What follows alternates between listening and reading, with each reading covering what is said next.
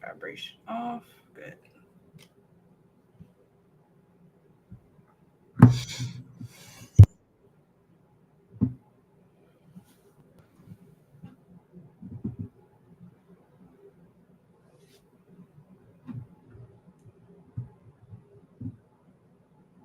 Hey, Zack Attack Nation, welcome to the Movies That Made You, an interview series that I do with movie tubers and people who love movies, where I talk about 18 films spread across their childhood, their teenage years, and their adult years, depending on how old they are. And we talk about their influences. It might not be their favorites, but the ones that may led them into the love of cinema. I'm honored to have fellow movie tuber and someone that is beloved in our little community that we have on YouTube, CeCe Clemons.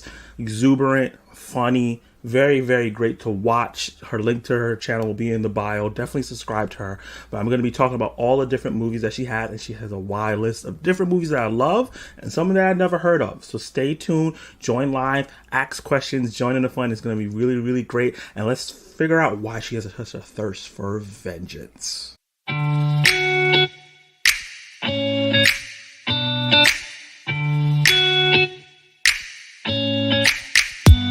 Hey, Zack Attack Nation, welcome to the Movies That Made You. Of course, always got some glitches when I'm going live. I was jamming to my theme song and I was like, yeah. And I was like, oh, I forgot to take the loop off. That is going to be indicative of this live stream because I got the great chaotic CeCe on. Hello. Thank you for having me. Round of applause. Should have had that cheer. Wait, did it do that thing there? Hold on. Do I have this? There we go. I have this on loop. Hey, nice. Okay. Had all the fun already. I appreciate everybody that jumped in live already, and I appreciate you coming on, CeCe. You're like on the top of my list when I was like, I gotta start doing this again because I was doing it like every month and I slowed down. I was like, I gotta get CeCe on because I gotta see what movie she liked because her taste in films or modern films always just like that's the one she likes. That's the 5-star film, right? What influenced her taste? Because you be catching me off guard sometimes, but you always give really great reasons why you love stuff. So I'm excited to talk to you about everything. Thank you. How are you feeling? I'm feeling great. Happy to be here and just talk about movies that I love that has had and still has like a big influence on me. So yeah, feel great. Yeah, it's good to hear. And that's like what we do. We just talk. We talk about movies. So it's just the best when you can just sit down and just not have to worry about editing or pleasing anybody. You can just go off on your favorite film. So let's see who's in the live stream right now. Scream, is that, I don't know, Roman numerals. Is that 7? Is it 5, 2? Yeah, 7, right? 7? Everyone stab the like button. This live stream's gang to gone be killer. Nice. Hey, is this your boy? You know this person? Yeah, I think we follow each other on Instagram. Yeah. Nice. Hey, big CeCe. Hey. Matt Film Show, what's up, man? Welcome to the live stream. Cam, what's up, man? Thank you for joining the live stream. I appreciate you guys being here. I have a poll going in the chat. Let me know how you're personally feeling. I'm really excited to get into the first section of this. So we're going to break it down, like I said in the intro, between the childhood, teenage years, and adult years. So let's start with look a young CeCe there over there on the left. It actually kind of looked like me when I was younger. I'm not gonna lie. I was gonna make the joke. I was like, "Oh, she gave you her baby picture." That was good. Oh man, that was great. So yeah, we're gonna start with the child year. So this is like from 5 to 11, right? Like right before you turn to a teens. That's a wide range. Yeah, man. You know, not like Drake, not like Drake 11, but you did that. You know, I just gotta let them know we're not like them. They're not like us. Right there. Yeah, right in the back. Wait, wrong way. This way. The poster in the back. Oh, okay. What is it? 11. That's 11. I'm pointing in the wrong direction. 11, and then a Demogorgon. All from Stranger Things? Yeah. Nice. You excited for the new season, the final season? I'm sad, but I'm very excited. It's not going to be the end. They said that once this group of people are done, they're going to do a spinoff. So we'll get more stuff in the world. You know? Well, that will work. With the right team behind it, writing, we're going to be just fine. We're gonna just be fine. Yeah. Let's get right into the first film. All right. The The Mask. Mask. Yes. Oh, I was super excited when you had this on your list because this was one of my favorite films. So talk about why is this on the list? What influence has it on your personality and your movie taste, and if it led you to anything else? Yeah, so why I like to laugh. I realized that I didn't think back on it until like I was looking at different movies for the list here, but it's one of the earlier movies I remember watching home when I was young. Mm, And I don't remember much of it now. I just know Jim Carrey was a goat, and it was hilarious. It made me laugh. And that I think that had an influence on me, like as far as my personality in a way. Like mm, I'm not bland. Like I like to laugh. I like to laugh around other people. I like other people to laugh around me. So we kind of developed this like sense of humor that's carried with me throughout my life. So yeah, and even that influences my like when I watch movies that like movies that you say like what you gave that a 5.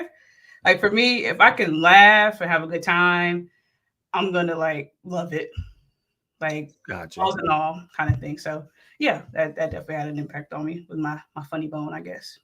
gotcha. And did this was this your first Jim Carrey film? Yes. Yeah, and are you like a fan of his films? Does this like lead you to, oh, you know what? I need to follow this guy because he's good. I watched a few of his other films, like Yes Man. Is that one?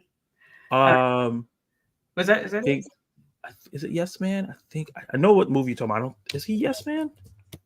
2008. Yep, Yes Man is him. And then oh, there's a few other ones I watched with him in it. Like Bruce Almighty, Liar Yeah, Liar. Almighty. I watched I Liar, and then Yeah. the other one. Well, of course, the most recent Sonic. Oh Um, yeah, of course. Have you watched any of his serious films? Like I The watched Truman Show and I watched one. I don't remember the. I think he was some sort of detective or something or investigating. okay, the horror movie he did, Yeah. number 23. I think Yes. that's what it's called. Yep.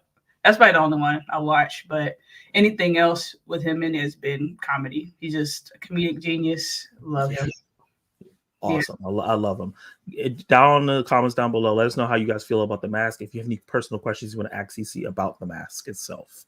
While you guys do that, let's move on to the next film in our childhood, something that I absolutely love. And I was like, yes, because no one else has put this on here. And that's Spider-Man. Yes. Yes. Yes. Yes. Oh, man. Talk about Spider-Man. So the funny thing is, Spider-Man, the movie itself, I wouldn't say is like my favorite or one of my like top 5 or even top 10 favorite movies of all time. Yeah. But this was the first movie experience that I remember. Like Mm, I went to the movies before, I don't know. But when I watched this, I remember watching that on the big screen. And if I'm not mistaken, I think we had like a school field trip to watch it. It was like a big oh, deal okay. because this was the first movie of its kind as far as like, well, for me that I experienced with the graphics, and Mm, yeah, just VFX. yeah, the effects. So I just remember being blown away by seeing it on this big screen. And that is like, that's what I strive for every time. Well, most of the time when I go to the movies, especially when it's a superhero flick, I try to get that same feeling every time. Mm. Ever since when I was a kid, I felt when I was a kid, I want that every time I go. So You've been chasing that high ever since. I have. Yeah, it was an amazing experience. Yeah. So since this is your first memory of a film you watched, this means it's probably your first superhero film. Yeah. Uh, Yeah. I may have watched some, I don't know. I have to ask my mom. But this is the only one I remember. So yeah. So we're gonna, by memory, we're gonna put this as your first yeah, superhero film, which yeah, is not a bad one. This is like one of the standards. yeah. So by where would you put this in like your superhero movie ranking? Like, is it a top 10 movies for you? Is it a top 5? Is it a top 30? Superhero movies, I would say in the top 10. Yeah. Yeah, in general. It just has such an impact on me. I don't know if I Yeah. would have if I well, Wonder Woman is a given, but I don't know if I would have loved superhero films as much if I didn't have that as my first experience. So Gotcha. yeah, definitely in the top And, 10. and like comic book films, right? And The Mask actually is a comic book film as well. It's adapted from a comic book, so we got two comic book films Cool. back to back. When you think about those, that's a big part of both our channels, right? Like you cover like Marvel stuff, you call DC stuff, but you also cover like the Avatar, you cover different things, and those are a big part of our lives. Do you think Spider-Man started that, or were you watching like maybe an animated series before that? Did you ever read a comic before that, or was this the Spider-Man movie? Um, I'll say what started that is Wonder Woman. Okay. Before I watched, it was the show with Linda Carter. Oh, Um, okay. yeah, my cousin. Well, they were older. My cousins. They got me onto that. Uh, yeah, that's one of my earlier memories of watching something at home. Wonder Woman, with Linda Carter, and Powerpuff Girls. Uh, but yeah, that I fell in love, and then when Spider Man came out, that I guess it just kind of just made it created more of a love for it. Yeah. So That makes sense. yeah, That yeah. makes sense. What would you out of the Sam Raimi trilogy, the Tobey Maguire ones, Spider-Man 1, 2, and 3? How would you rank them? I knew he was gonna do that. Um, I am a terrible ranker. Let me see. The second one that had the third one have which one had Venom in it? That's the third one. The third one, okay. I'll say, and then who was in the second one? What was it? Doc Ock. Okay, Spider-Man 2, Spider-Man 1, then the third one. And Yeah, then yeah. the third one. That I got feel like crazy. that's the usual consensus. I think people's Spider-Man 2 is the number one. I think it's just they got all the origin out of the way and they kind of just ran with it. And Doc Ock was such a great villain. Definitely. Did Green Goblin? I always ask this question when people say they love this movie. As a child, because we both were young when this came out, did Green Goblin scare the crap out of you like it scared the crap out of me? Yes. Yeah. I did Yeah. not like him at all. I know it's a meme now, but I'll never forget when Aunt May, when she's praying and he just exploded into her room and like Yeah, kidnapped y'all. crazy. Crazy. Crazy, I crazy. was like, this man's a devil. Yes. Yeah. Oh, I was quite scared of him. Yeah, definitely. yeah. And then moving on from comic book film, and this is a film that's super underrated that I've seen and I really, really like.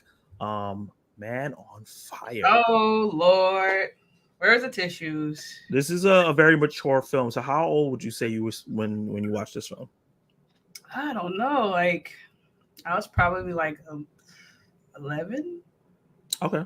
10, possibly. Right on the cusp. I think so. Um, Man on Fire was the first movie that made me cry. Oh, okay. Not like, and I'm talking like I went in the restroom, closed the door, boohoo, vein Oh popping up the man. head, like was having a hard time. I was Yeah. really struggling. Trying to process this. Yeah, Dakota Fanning, actresses ever. I was on the Dakota Fanning kick after that movie. It's like I need to watch all her movies that she's in, everything. Nice. And the way it ended, like it was just for me personally, it was just so heartbreaking. And it I wouldn't say created because the vengeance thirst was always there, but but it created like a stronger desire for it in films. And yeah, here we are today. we're trying to find with this deep-seated darkness and this person that likes to laugh. It's always the ones that like to laugh you got to worry about. So with Man on Fire, it has the incomparable Denzel Washington in it, right? Yes. Why of all these? I understand now because you said the vengeance aspect, it made you cry, so you have that memory in your brain of like, I cried watching this film, and now I know how to tap into emotions even at 11. And then you also started following Dakota, who I'm a fan of as well, and she has a movie coming out this year I'm excited for. What other, or like, is there any other Denzel films that could have been on this list instead of this? Or is it that emotional impact why it takes over all his great filmography? There's another one on my adult list. Okay. But outside of that, Yeah, it follows the same theme. Outside of that, it was his character, but it was just the story and like the impact it had on me more than anything.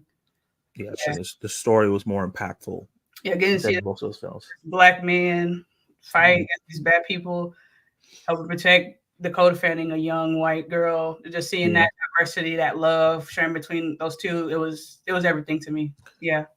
Yeah, there's a couple different things when I was looking at your list and I was putting the graphics together. I was like, ooh, there's a couple questions I want to ask her about because there's this whole narrative, especially how women watch film in Hmm. terms of like they don't care about leading ladies, which I'm when I'm looking at your list, not true. Immediately, Uh immediately, no. yeah, that's not true because I was looking at all these films. I'm like, oh, there's a lot of leading ladies. In terms of like diversity, definitely not true. You have a lot of that in here. Yeah, it's very important. Especially like certain films we're going to get into in terms of black films that's like hood classics that are not on a lot of people's lists. So I'm really excited to get into that conversation with you as well. But a film that is starring a white person, but a lady is Kill Bill. Oh Lord. Okay. Talk about vengeance. Yes. Yes. Yeah. And I talked to therapy about it. Me, I have like a stronger like love or desire for vengeance because it's a way I've learned it's a way that I deal with trauma or dealt with like past trauma. So that's why Okay. I'm like a little extra like like junkie with it. Um, but yeah, I don't know why my mom said watch this when I was a kid, but was this the first rated R movie she let me watch? If either it is or one of the very few when I was younger. And Okay. I was blown away by everything, the acting, the fighting, the vengeance, the way things were shot, the music. Oh my gosh, the music! So good. Everything about it was just amazing, and it's definitely like without a question, it's my favorite film of all time. Mm. I struggle with a lot of things, but that one, that's my favorite. It's so Wow. good. So we got your favorite film of all time right off that, and it's held its ground this whole time. Yes, has not changed. So yeah, So it's with volume two, because this is volume one, right? That's on the like list. So with volume. volume two, where's that rank? I love volume two. Yeah. It is one of my favorites, but that number volume one, it's everything about it. I've yet to see any other film like it, and won't. I don't think I will. I think I have a film suggestion for you. Our mutual friend Kenny Sparks, he did like a review of it on his channel. That it was like the direct inspiration for Kill Bill. I'm gonna ask him about it, and I want to see if you watch it and see how you feel about it. It's like a Japanese film. Okay. So, in terms of Quentin Tarantino, right? I've been on record and lost subscribers for saying that I'm not a huge fan of him You lost in terms subscribers of over that? oh yeah. I did I do my throwback reviews and I did Reservoir Dogs and I did Inglorious Bastards and I was like Reservoir Dogs okay. People did not like that. And I said Wow. Inglorious Bastards is great, but I didn't love it. People didn't like that. I know you have Um, opinions. That's crazy. that's the whole point of my channel. That is crazy. But how do you feel about like have you watched other like one of my favorite films of all time is from Quentin Tarantino and it's Django Unchained. Mm, Another revenge plot, that's a good one. black, awesome. Jamie Foxx's killer. You Yeah. know, how do you feel about his other films? Because I feel like revenge is a big thing in his filmography. Hmm. I haven't watched all of his films, but I have watched Django, Kill Bill Volume 2, and I feel like there's another one. I can't think of the title or anything. Have you seen the Hateful Eight or Pulp Fiction? That's like a classic one. A lot. Yeah, I've seen that one. Yeah, Well, did you uh, get to see Jackie Brown? I did watch. I haven't finished it. Yeah, Okay. a little too slow pace for me. Ooh, okay. Yeah, but I have started watching it. But yeah, I wouldn't say I love all of his projects, all his movies, um, but yeah, Kill Bill Volume 1 and 2 are definitely at the top for me. I do love Django too. Django Unchained was amazing. It was off the chain. Yeah, and my favorite line from Volume 2 that I use like daily is gargantuan. Yeah, it's the part that she said that she said something along the lines of, we don't get the opportunity to use that word in a sentence or something. So when I heard that, I was like, well, I'm going to use every opportunity I can. And say, you know what? I'm going to use it all the time now. So that's something that like is a rent-free, one of those rent-free things. So yeah. That is hilarious. So I just realized I made a graphic for it, but for some reason didn't upload it to StreamYards because that's my life. Let's talk about Charlie's Angels. Oh yes, Charlie's. I forgot about it until like I was looking up movies that came out when I was a kid. This is 2001 or 2000. 2000. Yeah. 2000. Okay. Yeah. Seeing there's three women, right? And this fight, what were they, spies or something like that? We're fighting bad guys. Sign me up. We're already good. And then seeing that was just because that was before I saw Man on Fire and Kill Bill. So seeing that was very important for me, just as a young girl. Just to have some, even though I'm just a Black girl at the time, like seeing representation of females being in the lead role in that type of position, in that type of role or position was important for me. Yeah, and it was funny, of course. Got to have some humor there, good action, and the collab with Destiny's Child, the independent. Yeah. Oh Lord, I was like, Destiny's Child, these Black women teaming up with Charlie's Angels, white and Asian. What?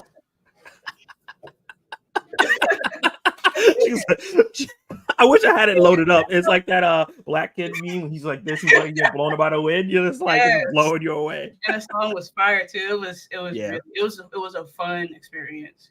And yeah, that's definitely something that had a big impact on me. Like diversity to this day is still something that's important for me. Seeing a strong female lead is important. That doesn't mean every project is great with that, but that is something that I have an inclination for. So yeah. Just to piggyback off that point, a lot of projects starring males without diversity is garbaggio, as Kenny Sparks would say. So like people are like, oh, female lead movies, a lot of them suck. I'm like, well, a lot of male lead movies suck ass too. So yeah, that's true. It's everything's not going to be perfect. Like, you know, some things are going to hit, some are going to miss. That's the beauty of cinema. Yeah. And I noticed in your childhood, you had a lot of Cameron Diaz. We got 2 films with some Cameron Diaz. The Mask, you know, she was his love interest. And then she led in Charlie's Angels. So, you know, you got some Cameron Diaz in there. Yeah. Who's also in a lot of comedies. I didn't put that together. Look at you. Smart. I gotta get those memes out. I should have had this up there. That would have been amazing. Let's see. Coming up next is one that I was like, what the heck is this? I'd never heard of it before. Yes, dude. Let me tell you something. Man.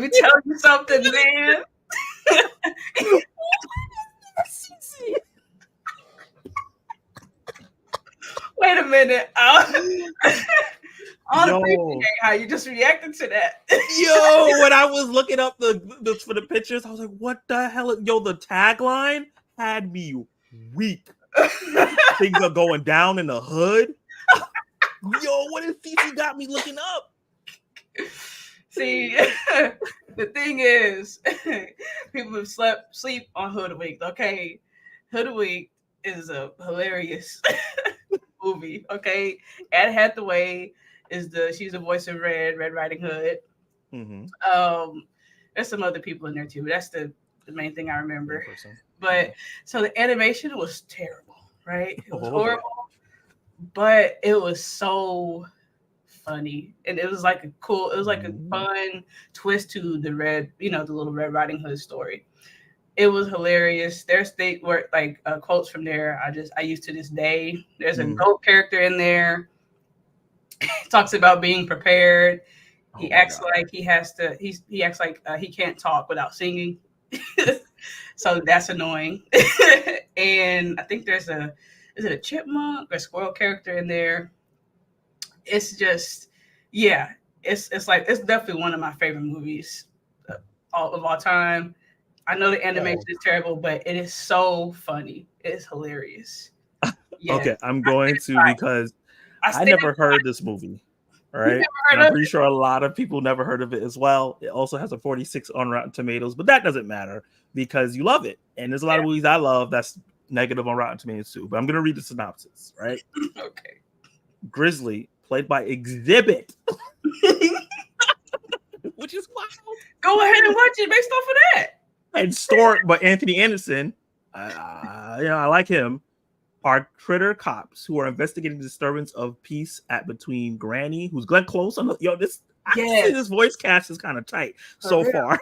Glenn, the Granny character, yes, I love her so much. Her granddaughter, Little Red Riding Hood, Anne Hathaway. It must have been a young Anne Hathaway because this is a long time ago. Mm-hmm. A big bad wolf, Patrick Warburton, and woodsman James Belushi. As dual interviews the parties involved, they suspect Granny is not as helpless as she lets on. Red has hidden motives. Wolf is not much of a predator, and Woodsman might be as dense as the trees he cuts down. That actually sounds pretty interesting. It worked for me. Yeah, it sounds like a real twist on all the fairy tale stuff that we know. The fact that the wolf is not the predator. The hoodwinked. You're getting hoodwinked because you go in and thinking one thing and it's completely different. That sounds cool. Yeah, I forgot. It was a good it was a good twist in there. I'm thinking about like the whole movie now. Yeah, it's hard. It's like it's done so it's so like not well received that you can't even buy it on digital. No, any no. Yo, that's crazy. They're like, no, nobody wants to buy this. Yeah. Oh wait, it says here. Hold on. Yeah, you can. You can get it for it's available now. $1 on Amazon Prime. Say it like that. Hey. And you can buy it for $5. I'm gonna need you to put some respect on her. Okay, $1. What? It's hilarious. She was like, hold up. If you just want to laugh, even if it's like if you feel like it's so bad, it's good because it's funny. I would check it out. It's one of the funniest movies I've seen. Like, yeah. We might have to do a Hoodwink watch along. Me, you, people cool. along. That would be cool. Yes, because I have it on DVD, like hard. That's like one of the few DVDs I have. So, yeah. If we can, I can rent it for $1. I'll do that. Yeah, and let me know. Like, it's just, it's like easily one of my favorite movies. Like, it's weird, wacky, different. It has a great voice cast in there. Good twist on the Red Riding Hood story. Yeah. And that's a common theme I'm seeing here is music. Does it have good music? The music was okay. Yeah, it was good. Nothing that stand out. Now it is one song that like every day I hum it. Yes, it's like so. It was the song Red was like depressed or something, and he was like because red is blue, and I don't know why, but I like that. Red is blue. She depressed, so I was like, yes. Oh, that's cute. Yeah, it's cute. So like every day, if I'm just like in between calls or whatever, I just hum it randomly. And actually, my computer, my iMac, it's blue. Guess what the name is? Red. Yep. I'm not kidding. She does that. To this day.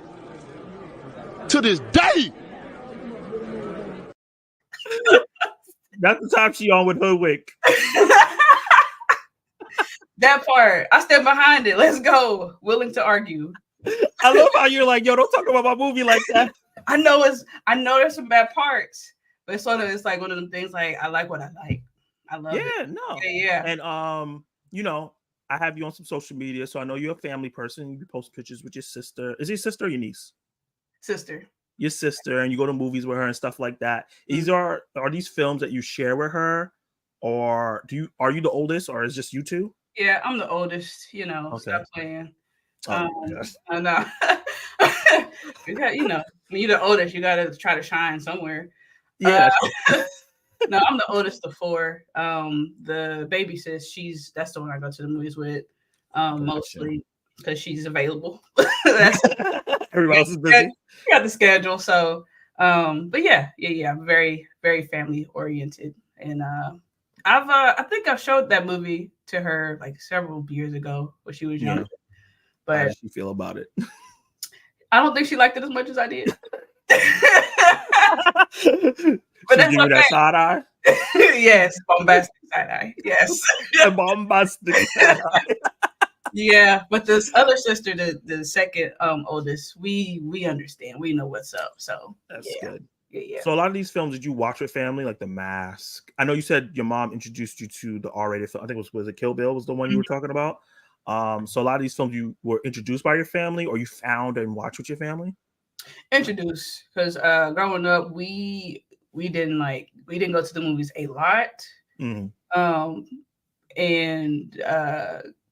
we didn't buy a lot of movies here and there, Blockbuster, but the library was where it was at. You got to rent a movie, and if we liked it, we kept renewing the subscription until we could no more. Like, hey, you gotta fit back in. You had it for 3 months, somebody else wants it. Like, yeah, that's whatever. Yeah, like, okay, person.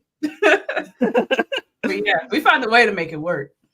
Of course. And as soon as they bring it back, all right, it's ours now. Yes, that's happened with quite a few of these movies on this list. That's hilarious. Yeah. So with Hoodwinked, right? So we talked about these movies. We've talked about, like, Charlie's Angels was like very impactful in terms of representation for like a female characters on the screen. The first time you ever cried was Man on Fire. Mm-hmm. Your first, like, oh my God, VFX was Spiderman. The Mask was like, was that the one you said was the earliest film you ever can remember seeing? Yeah, I love the tone on that one. And Kill Bill was like the revenge movie for you, and it you talk about it in therapy. What I wanted, the outcome I wanted, Man on Fire, I had that in Kill Bill. And Kill Bill. Yeah. So with Hoodwinked, though, like, other than it being unique and funny, how did it impact your taste in film? I guess it had an impact on, like, with Hoodwinked. Even now, I realize, like, if I like it, I like it, kind of thing. Like, it can be critically trash. The graphics can be horrible. The story may not make perfect sense, but if I can laugh enough, I guess kind of like The Mask. Well, The Mask wasn't bad. Yeah, but if I can laugh, and understand, like, the basis of what's going on, I'm gonna enjoy it. And that's usually what happens with a lot of these movies that comes out. I like them. People are like, what? Like, I don't know what to tell you. I had a great time.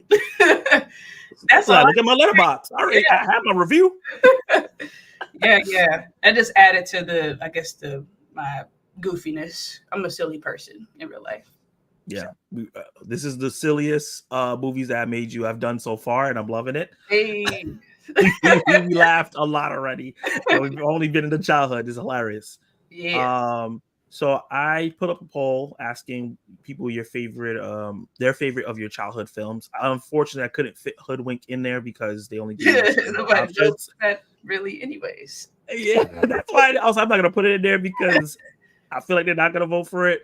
But out of the votes, 50% of the votes was for The Mask, 25 for Spider-Man, 25 for Kill Bill, and unfortunately 0 for Charlie Angels. Oh, okay, that makes sense. That's understandable. She doesn't understand. I get it. Okay. But The Mask beating Spider-Man is very surprising to me. I'm not gonna lie. Yeah, definitely. Let's see what the chat has to say before we move on to teenage years. So let's see. What is this stream? Okay. Oh, we got Have You Seen with T in the live stream. What's up, man? What's up? I love when people like splitting their time. He's like, I gotta catch the stream, but I gotta watch the Knicks game, Zach. I feel you. I understand. Appreciate it. Thanks for the algorithm contribution. Facts. I know you're mainly into films, but what's your favorite episode of live action TV Avatar so far?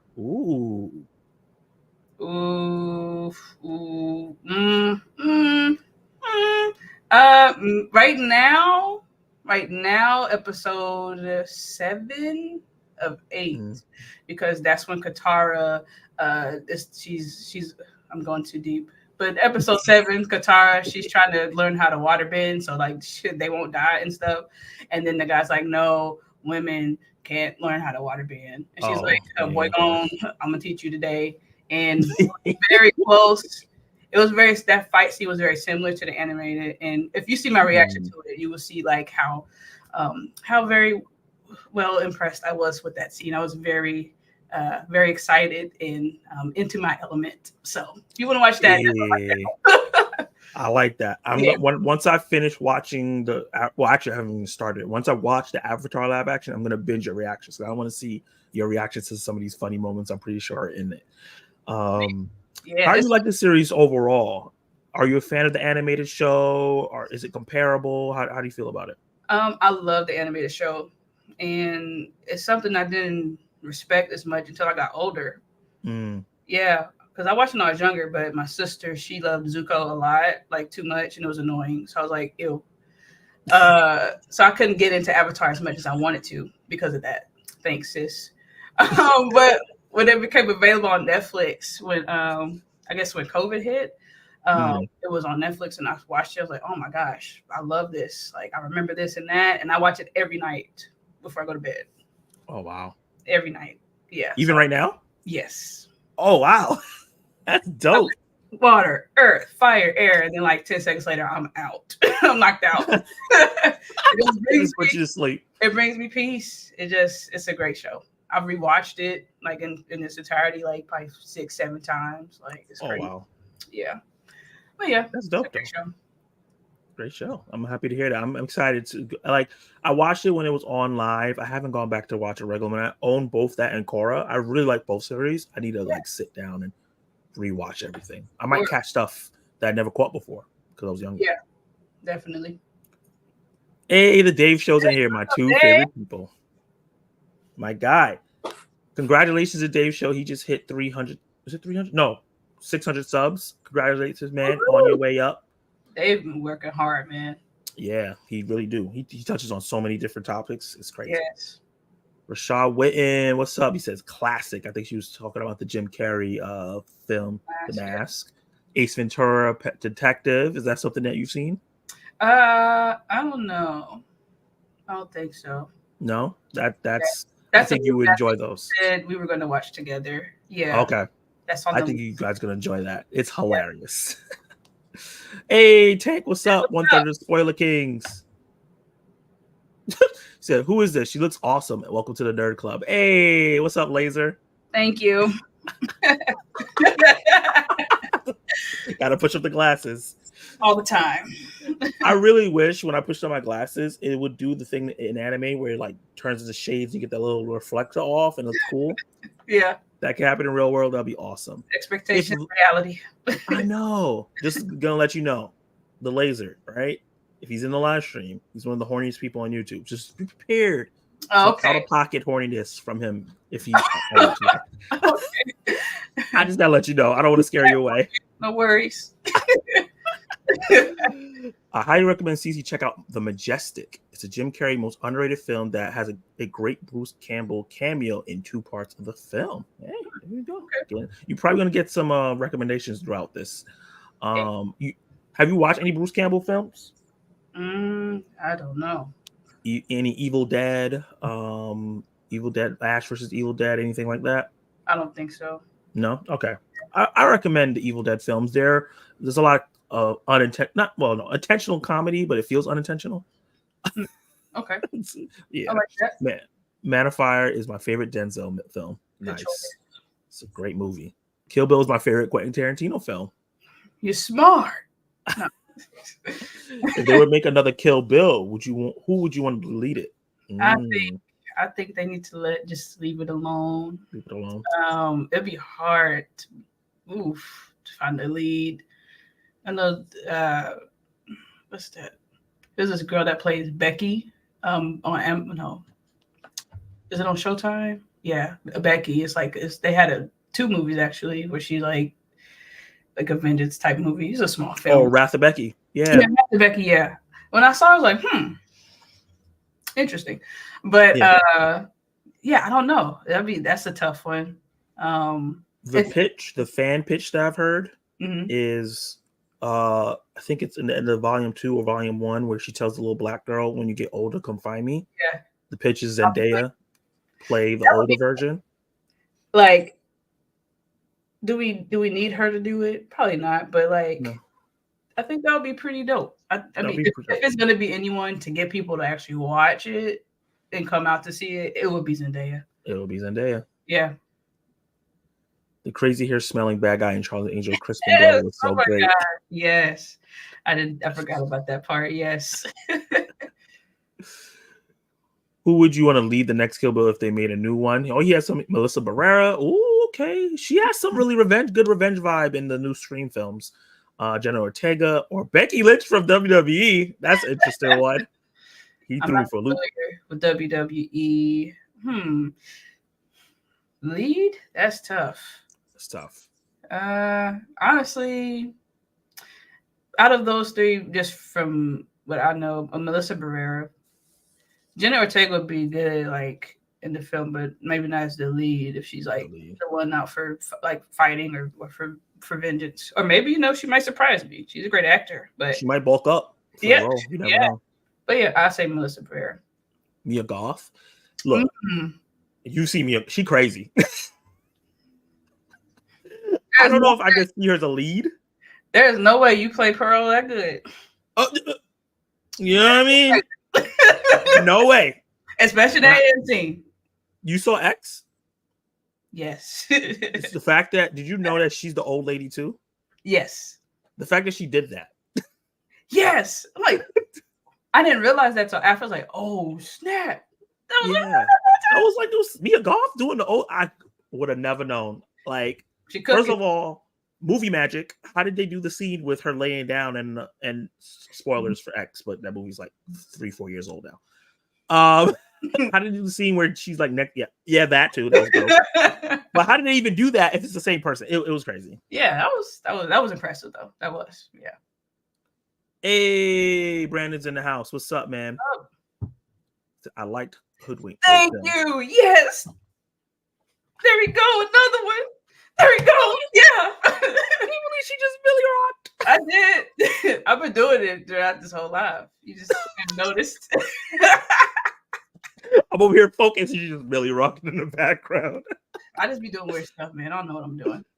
Watching the stream and playing a horror game on PS5. Ooh, balance. You look when it gets scary. You looking at us? Sound like a good night to me. Yeah. CeCe, thoughts on the Princess Diaries films? Raven-Symoné was in the sequel. I would say love is a strong word now. At the time, I loved them, but yeah, I think they were great films. Yeah. Oh, okay. They're good. Zach, I'm only at 585. I wish I was at 600 already. Maybe by my 3-year anniversary. Man, keep working. Yeah, just speaking it into existence. Man. Let's get there. I'm speaking as this is 1,000. You know what I mean? I'm trying to get where CeCe at. I'm trying to be like her. You know what I mean? Hey, you go. Your time will come. Okay. Just like I told Kenny. Okay, you're gonna surpass my subscribers. Just wait. Just wait. You're gonna get it. You're gonna get it. The two Becky films were solid. Kevin James was wild in the first movie. Is that true? Was Kevin James wild? Yes. Yes, he was. Yeah. Man. Those are fun. They're fun movies, yeah. Bruce Campbell is a wrestling announcer who names Peter in the ring and puts your hands up together for Spider-Man. Oh, yeah. In the original Spider-Man movie. Okay. Yeah, he's in every Sam Raimi film. He was also in Doctor Strange Multiverse of Madness as the guy that was selling something at the cart. And then he was in the after credit scene. Okay. I remember that. Yeah. Okay. I'm crashing the party. What's good, everyone? Hey, kid. Karen Gillian can play Kill Bill. Oh, she could be good in a sequel. Karen Gillian. That's Nebula from the Guardians of the Galaxy. Ah, yes. You know what? Yeah. I think that's the best choice out of everyone they said so far. Man. Oh yeah, she was Assassin's Chick with Michelle Yeoh. That's Gunpowder Milkshake on Netflix. Yes, I love that movie. It was so good. I knew you would. Obvious reason. I was gonna ask you, and I was like, "Come on." Have you seen Kate on Netflix? Yes, loved it. Oh man, I'm a simple girl. I'm simple. Revenge. Yes. So good. It was really good though. Yeah, it was really good. Yeah. Yeah. They put Anna back on. They put Anna on Netflix. That's not one of my favorites. It was okay. I gotta watch it. Yeah. So okay, I got a question because a lot of these films. Another one. Thank you. He's like, yes. You're finding your community, your Hoodwinked community. Yes. So I gotta ask you questions. So like, there's a bunch of female-led revenge films now, right? We have some on here. I'm not gonna spoil the one that I want to talk to you about because I haven't seen it yet. But did you watch like Peppermint? Yes. So you said you watched Anna. Have you watched Revenge? Revenge. That's the name of the Ye- movie. Yeah, it's the name of the movie. That's like one of the people that talk about a lot, like revenge films, is Revenge. Revenge movie. Mm, in 2017. I don't think I Uh, saw this. yeah, add it to your list. Already want to watch. Done. Talking What about. about Nightingale? Have you watched that? Mm. Let me search real quick. This is a give everybody in the chat start giving suggestions for revenge female films for because this is her thing. Want to watch? Yep, and the one that I've personally seen that I think you should watch is Hard Candy. Hard Candy. That sounds familiar, but I don't think I watched that one. That's with well at the time it was Ellen Page, but he's Elliot now, so Elliot now. Page. You said Hard Candy 05. Yeah. Okay, I feel like I possibly have seen. Yeah, I've seen that one. That was good. Seen that? Yeah, That yeah, was yeah. good. Yeah, that's dope. Okay. Ooh, we got one of these are on here. I'm not gonna share it because he's talking about, but this one, that's one of the ultimate ones. Okay, you've seen this. Yes. Yes, I have. Yes. Yes. Those are crazy. Ooh, a revenge film that I love that got a lot of hate. Jennifer's Body. Yeah, Revenge comedy. It was good. Yeah. Yeah. Yeah. All right. Let's see. So let me get into a bunch of comments and we'll move on. Let's see. Karen Gillian. How are you guys doing? Just put out my Planet Apes and I'm a happy man. Thank God. Hey. Oh, just got out of Planet Apes and I'm a happy man. Thank God. Nice. Are you seeing that this week? Yep, I'm watching that with my pops and my sister this Saturday. This is one of the few movie franchises my dad loves. So nice. We'll be going to watch that in IMAX. Are you a fan of them? Not as hard as like maybe most fans are, but I love them. I like them. I like all their movies. Yeah, nothing. I'm like, oh my god, I gotta rewatch this. Let me buy it. But they're good films. They're good films. Who would you pick as Batman for the DCU? My choice would be Tom Hardy. I don't know. I'm not good at things. We'll come back to that. I'll star that 80s kids. Look who's in here. The mod of the chat. I'll Billy Rock too. I don't know why I do that. It's okay. Brandon said Anna's on my list to watch. Hoodwinked has the most interesting big bad wolf. I even prefer it more than Puss in Boots sequel. Wow. Ooh. See, have you seen the Puss in Boots sequel? Yes. Last Wish. Oh, amazing. Amazing. Yes, that was a little bit of revenge in there, you know. I walked out like, what? This is a kids movie? That was wonderful. I came here for my sister. I enjoyed this more than her. Like, what in the world? Hey, we got people to go be watching Hoodwinked now. Look what you did. I'm lie. I'm about to get Amazon Prime. First, I've been talking about Fallout. And two, Hoodwinked on there. Amazon has a lot of great shows. If you need recommendations, let me know. Okay, definitely. What's your favorite Don Bluth? We won't get back to that. Anything that's not talking about what we're talking about right now, I'll get back to 80s kids. Hard Candy is different. It's goated. Yeah. I love Hard Candy. She kills Aquaman's brother. That is true. He was the weirdo in the movie. Ooh, it's a recommendation. Brave One, starring Jodie Foster. Okay. And Kenny say he's seeing Apes tomorrow. He can't wait. All right. So we are going to move on to your teenage years. We don't got a little CeCe in here. Oh, maybe right here. Maybe that's a little teen CeCe right there. Oh, yeah. And I gotta say, you know, this teenage years obviously is from 13 to 18, so it's another wide range of films. The first film on here, I love that you have this on here because this is a movie that I've only watched it once, but I really, really liked it. But Beauty Shop. Yes. Talk to me about why Beauty Shop is such an important film that influenced you. It goes back to the diversity.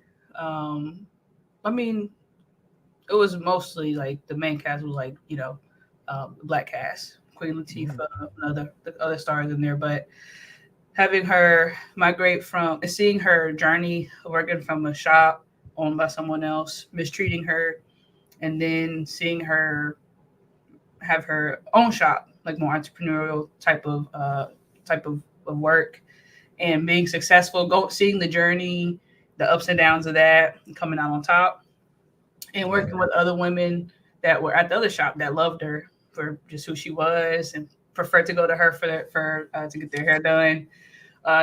It's just that's something that was just beautiful to see, and it's something that's always been important.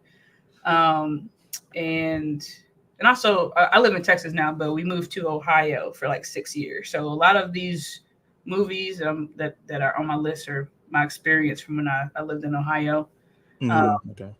When I came back, culture shock, big time. In Ohio, things are more inclusive and diverse in general versus Texas. Awesome. So getting to see that represented in that film and other films was important for me, and just made me feel more. I don't know, just made me feel more normalized. You feel seen. Yeah, and it was funny. It's just some crazy off the wall stuff that was said. Yeah. My favorite scene was they were talking. It was I forgot her name, but it was an older white woman, and she was like, "Hey, have y'all heard about Janice Jackson?" And then she's like, "It's Janet, baby." And then they just kept going at her, and like it was so funny. That was like one of my favorite scenes ever. So yeah, I have a lot of great memories with that. And I have to say, like, there's a big talk, and I have a lot of talk with like fellow YouTuber, movie tuber, Chillmonger, about like representation, proper representation. And when we did that hangout stream, and you were in there, we were talking about you chipped in that conversation as well, and you guys were talking about it. Like, you was on the live, you were in the comment section. Mm-hmm. What is important about this movie is the positive representation it has, like showing someone who's a shop owner, the struggles and the triumphs of it, the connection she has with the community, and the funny and the more serious parts of it. It is a funny film, and you like to laugh. I like to laugh. That's a big part of it. But also, it's just like, okay, yeah, I'm watching a movie where someone that looks like me owns something. And they're not dealing drugs. It's not about violence necessarily. It's a little different. So I think that's an important movie that I think doesn't get talked enough about, and it's just really funny. Yeah, it was hilarious. Yeah, I can't make that was a movie me and my sister, the second oldest, we watched so much. We watched that a lot. Yeah, that was one of those ones for sure. Those ones. Poor mom and Speaking dad. of hilarious, poor mom and dad. They're like, "Oh God, I'm tired of this. You created this. This is y'all. This is hilarious." Speaking of hilarious and just straight down funny is Big Mommas House 2. Yes. I actually watched this with the baby sis Sunday. We watched the first one. We watched the first one a few weeks ago, and then we watched this one. And it was her first time watching it, and she loved it. But yeah, it all ties into the representation. I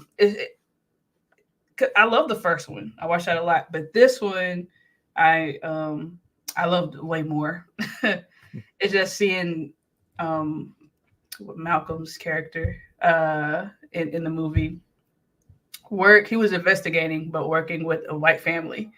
Like it may be repetitive or annoying, but seeing that dynamic, I love that. Like, it never gets old. Yeah, it never gets old. And seeing how much he cared for them after a while, like they had a connection, they had a love for her and vice versa. And then, like, of course, Martin Lawrence being funny, this role, and then the scene on the beach. Oh my God. Yeah. Oh, I forgot about it. I watched it. I was like crying when I watched it the other day. Yeah. It's just one of those films that's like, man, it instills that humor I really love, and seeing that diversity as well. So, yeah. Super dope. And when I was looking up the images, I started watching videos, and that beach scene is wild. Yes.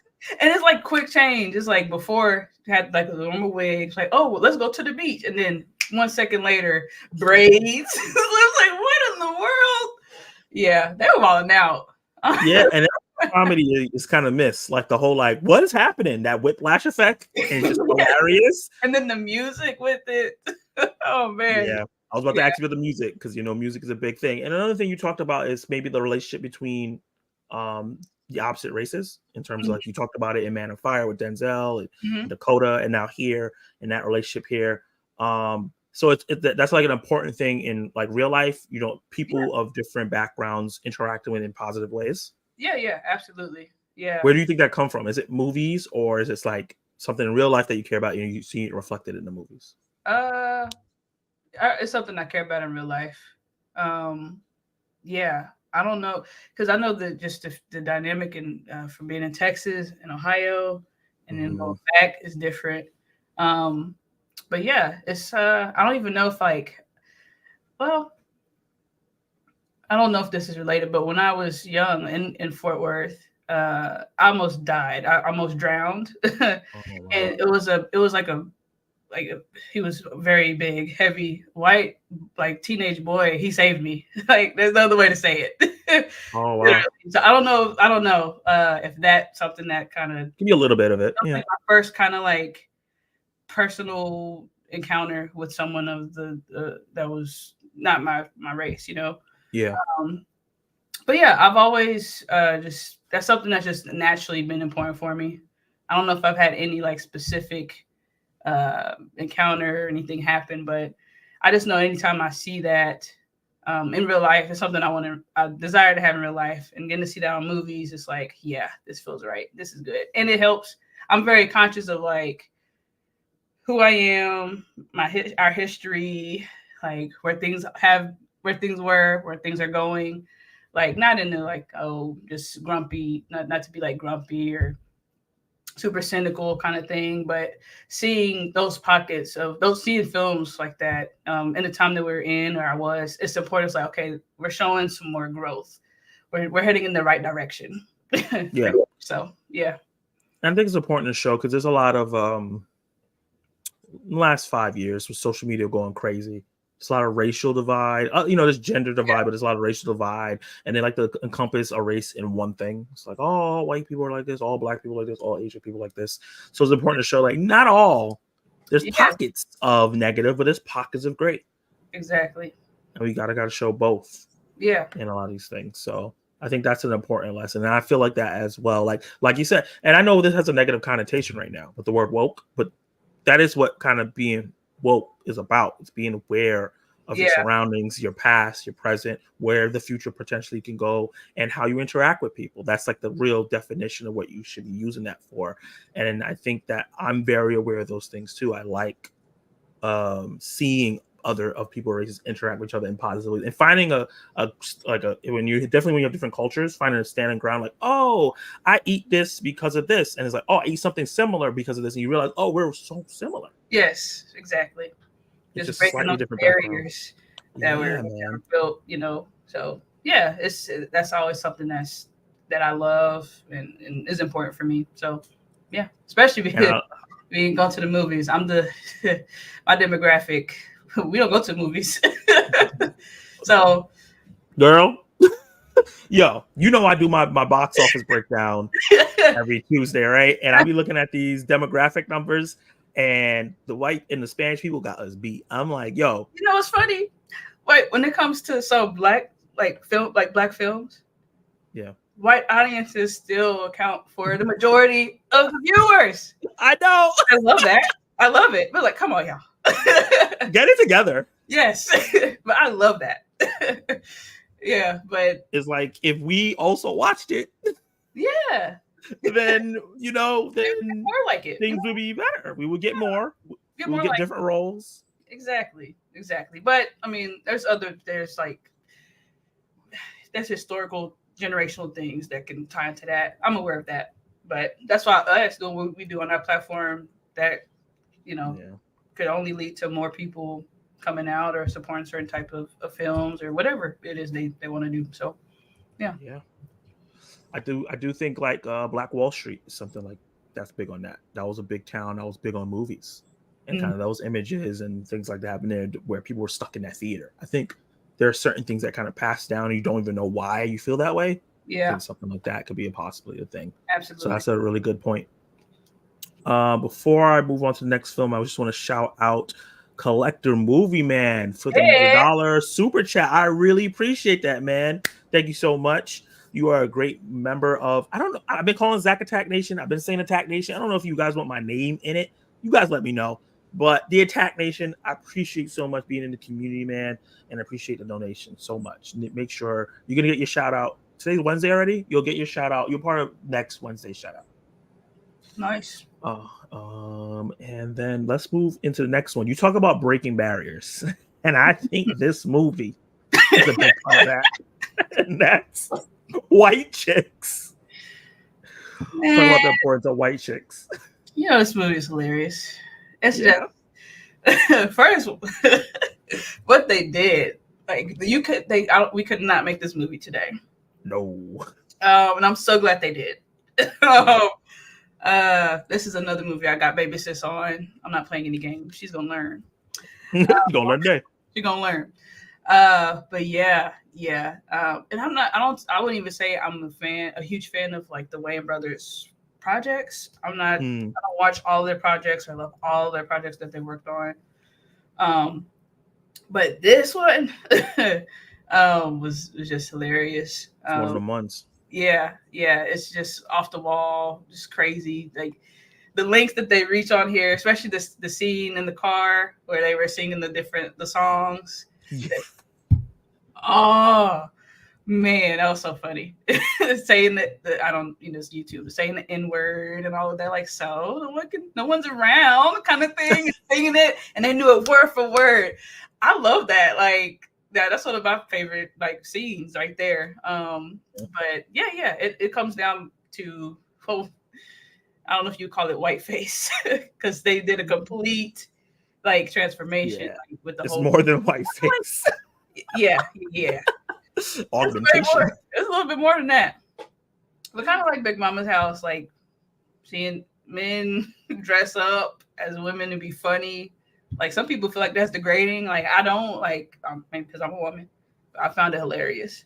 That just shows how talented they are as actors. And it just that movie definitely created a lot of funny memories for me and just kept adding to the humor. Keep adding, like, yeah, give me more. So yeah.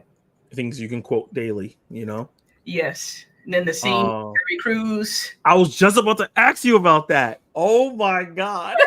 Maybe that's where low key, I don't know what's going on. But yeah. You must say that's low key where you get all the dancing from? I don't know, maybe. It's like I'm pulling things out of you like, hold on, maybe. Wait a minute now. This is therapy. Yeah. So we have white chicks, we have Big Momma's House. Are you a fan of Madea at all? Yes. No? Yes. Okay. But unfortunately, Big Momma's House, two white chicks, they kind of but yeah, I love Madea though. Absolutely. Yeah. I think these two movies are better written than the Tyler Perry films. Yeah. Tyler Perry film got too much drama for me. A lot of drama, a lot of the same stereotypes. Yeah. It's always the church, the church woman who gets with the devious man and cheat on her husband and then get AIDS. It's always the same thing all the time. Yeah. Specifically AIDS. It's always AIDS. I don't know why. I love that I'm build the narrative in my head. I'm starting to like connect the dots a little bit in terms of the things why they influence you. And I love that this is very different from what I love about this so far is that every single person that I've done, they all love movies, but the reasons why are always different. But it always ties back to their family. It's really interesting. So this is really interesting so far. The next film, it's kind of about a family. It's the first horror film on here. One of the only horror films I want to ask you about that. And that's Coraline. Oh boy. I actually watched this film for the first time last year, I think. Oh, you got the shirt on. Nice. I got like 5 Coraline shirts. Yeah, I'm super excited to hear you talk about this because I watched this last year for the first time and I really enjoyed it. So tell me what the importance of Coraline is for you. Yes, because it was a book. And growing up, I didn't read books. Captain Underpants me. That's it. Honestly, yeah. But that was one of the few books that I did read, Coraline. Mm-hmm. And then when it came out, I didn't watch it in theaters. I watched it when it was on DVD. And I grew up on James and the Giant Peach. Saw that a lot actually. Yeah. But that was the first, especially again as I got older, I was like the first. I see teenage migrating away from animated films and cartoons. I'm getting older, okay. But that one, it just blew me away. Like the visuals of it was stunning. Yeah. This was a stop motion. Yeah. And moved it, her hair, because she didn't look the same as what I had imagined or what she looked like on the book cover. The choice to have her hair be like that violet or blue color with the contrasting with the yellow rain iconic. Yeah. Oh, it was something that it's like I've not seen anything like this before. This is amazing. And then the story was really good. It's like even to this day, like it's like every time I watch it, I'm like, oh, I'm noticing like other things or little connections, or it's like I didn't even see that. That's foreshadowing something. I didn't even pay attention to that. It's an amazing experience. It's so funny because another thing I like to do is to see like, is it a similarity to something that influenced a certain thing in your childhood and then your teen and your adult? So far, how the way you're talking about this is your Spiderman 2 Spider-Man for your teenage year. You're a genius. Because that's because I didn't read books. I'm dead. I just headbutted my laptop. Oh my God, CeCe, what are you doing to me? I just put that together. Yeah, it's so funny, because I read a lot of books when I was younger. I don't read books now. I'm not. I'm telling you, my school, they said we had to read 15 books during the summer in between class. So I used to read like 20. I was just in it, I didn't have cable. I didn't really have game systems, so I just read. So that was like a big thing for me. And then when I got video games, game over. Bye. And comic books, I was like, wait, pictures? Quote? Why am I reading all this text? Get out of here.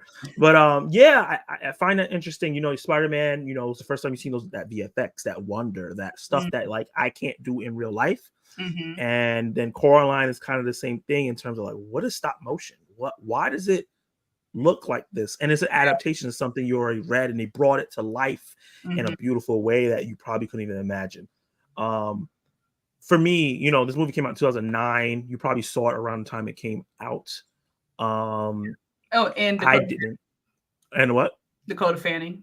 Another tie. Oh, okay. When I found that out, I was like, oh my God, this is crazy. One of the funniest scenes in this movie. As a you already know it. What is it? It was like, is your grandma black? Oh, okay. No. Okay, that was. I paused the movie and I was like, that was they played that in there. I think it was like, was that one they cut out, or I think the version I had, it didn't have that in there. But I know what you're talking about. I saw that. Yeah, I was like, ma'am, what are you talking about? That's funny. Well, what scene were you about to say? It was the scene where the two old women, they were doing like the little performance thing. Oh, yeah. And then like, they showed the other lady was revealed, just had like little star shells on her chest. And then Dakota, oh my God, like her saying it like that kills me every time. Single time. And the animation holds up so well because I watched it last year, 2023.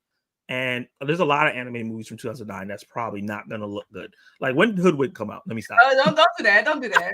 You don't need to do that.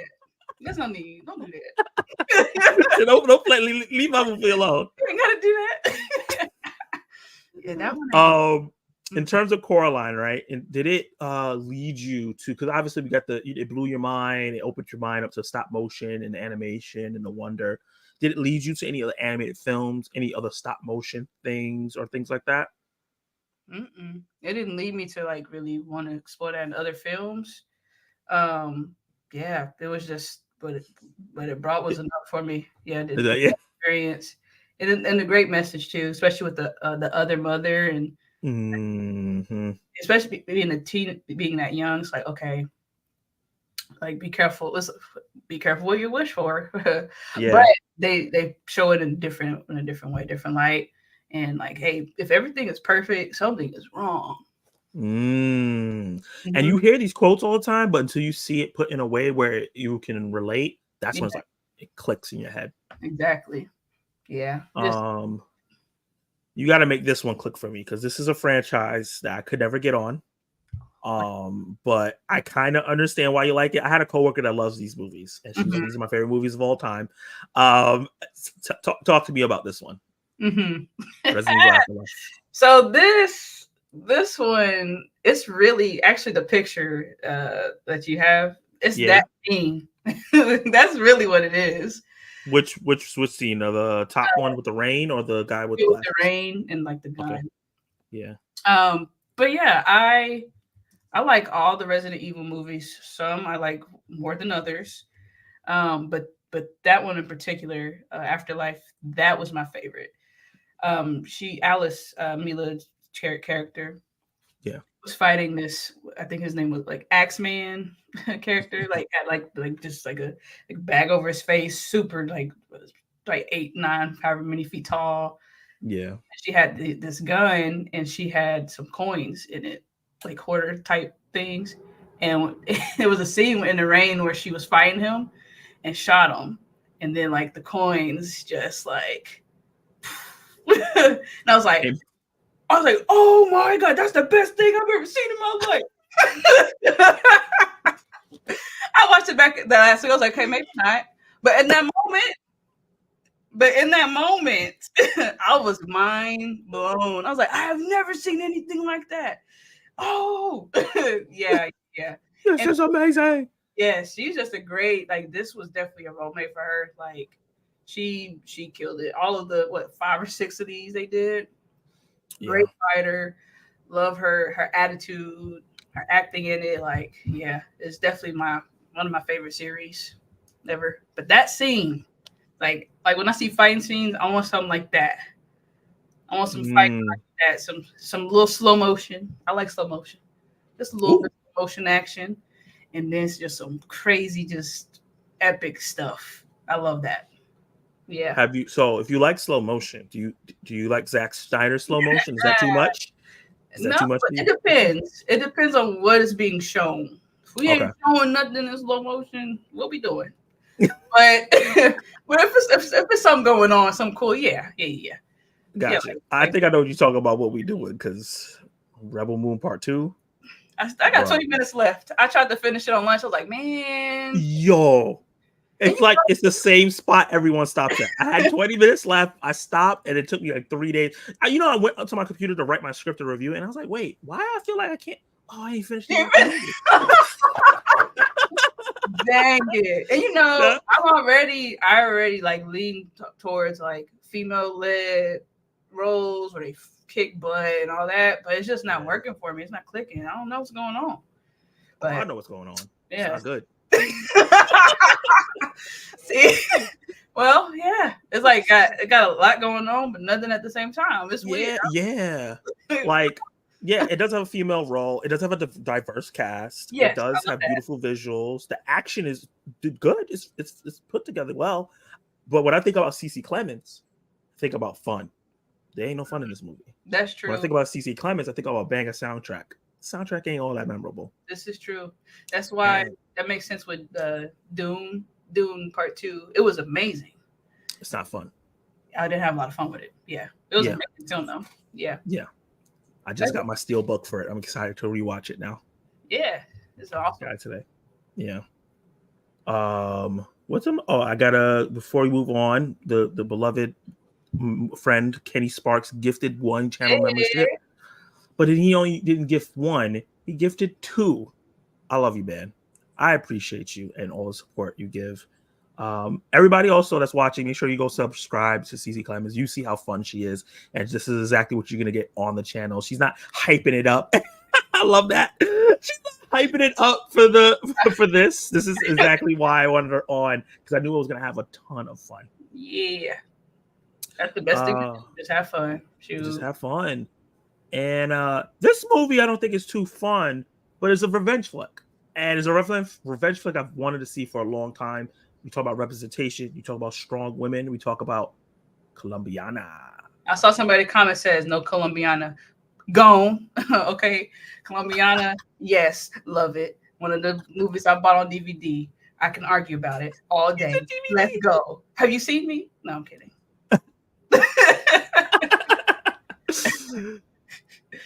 Oh man. So yeah, talk about Columbiana. Did I spell that right? Yeah, yeah. Okay. Yeah. So this was personally for me, this was the first revenge flick that I saw with the woman of color. Oh, okay. Personally, there may have been some before, but I didn't see those. I can't think of any. Now that you just said that, she's not. She's like, Zoe Saldana. She's not like African American, 100%, but she's a woman of color. Okay, and it was. I love seeing that portrayed on the big screen. Even the child actress, I forgot her name, Amanda Steinberg or something. I actually still her now. She's all grown up and stuff. It's crazy. She's in Star Wars. Yeah. But yeah, they did a great job. I got really invested. Like they did it for me. They showed like what she went through when she was young. And I was like, get vengeance now. What are you talking about? And she did a great job. I love the fighting scenes. The way that the color grading of it too was that's something that stands out for me.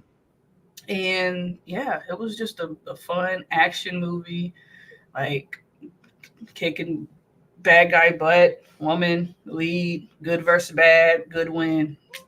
That's it. And is there anything that stands out amongst the revenge films that you have seen? Like, what is when you compare something like early on we had Kill Bill, and then now we have Columbiana, right? Like almost in the same spot. What about this particular film that you felt like it influenced you in a way that it made it on this list? It's experiencing a woman of color for the first time in a revenge film. I felt more. This one I felt more. I could relate more to her. Seen, yeah, you felt seen. Yeah, that's it. Yeah, with me needing vengeance in my life to deal with life, that worked for me. So yeah, that totally makes sense. I love it. Was that the final of the teen years? I believe so. I think we're about to get to adult. Yes, we're about to get to adulthood. We're making really good time. This one was the adult list. Yeah, this is probably going to be the most impactful because this is where you can fully appreciate stuff. Even though your favorite film of all time is already in your childhood, which is amazing. But before we get into the adulthood, we're going to see what the poll says. I put, do it again. I love my polls. Not like that, but you know what I mean.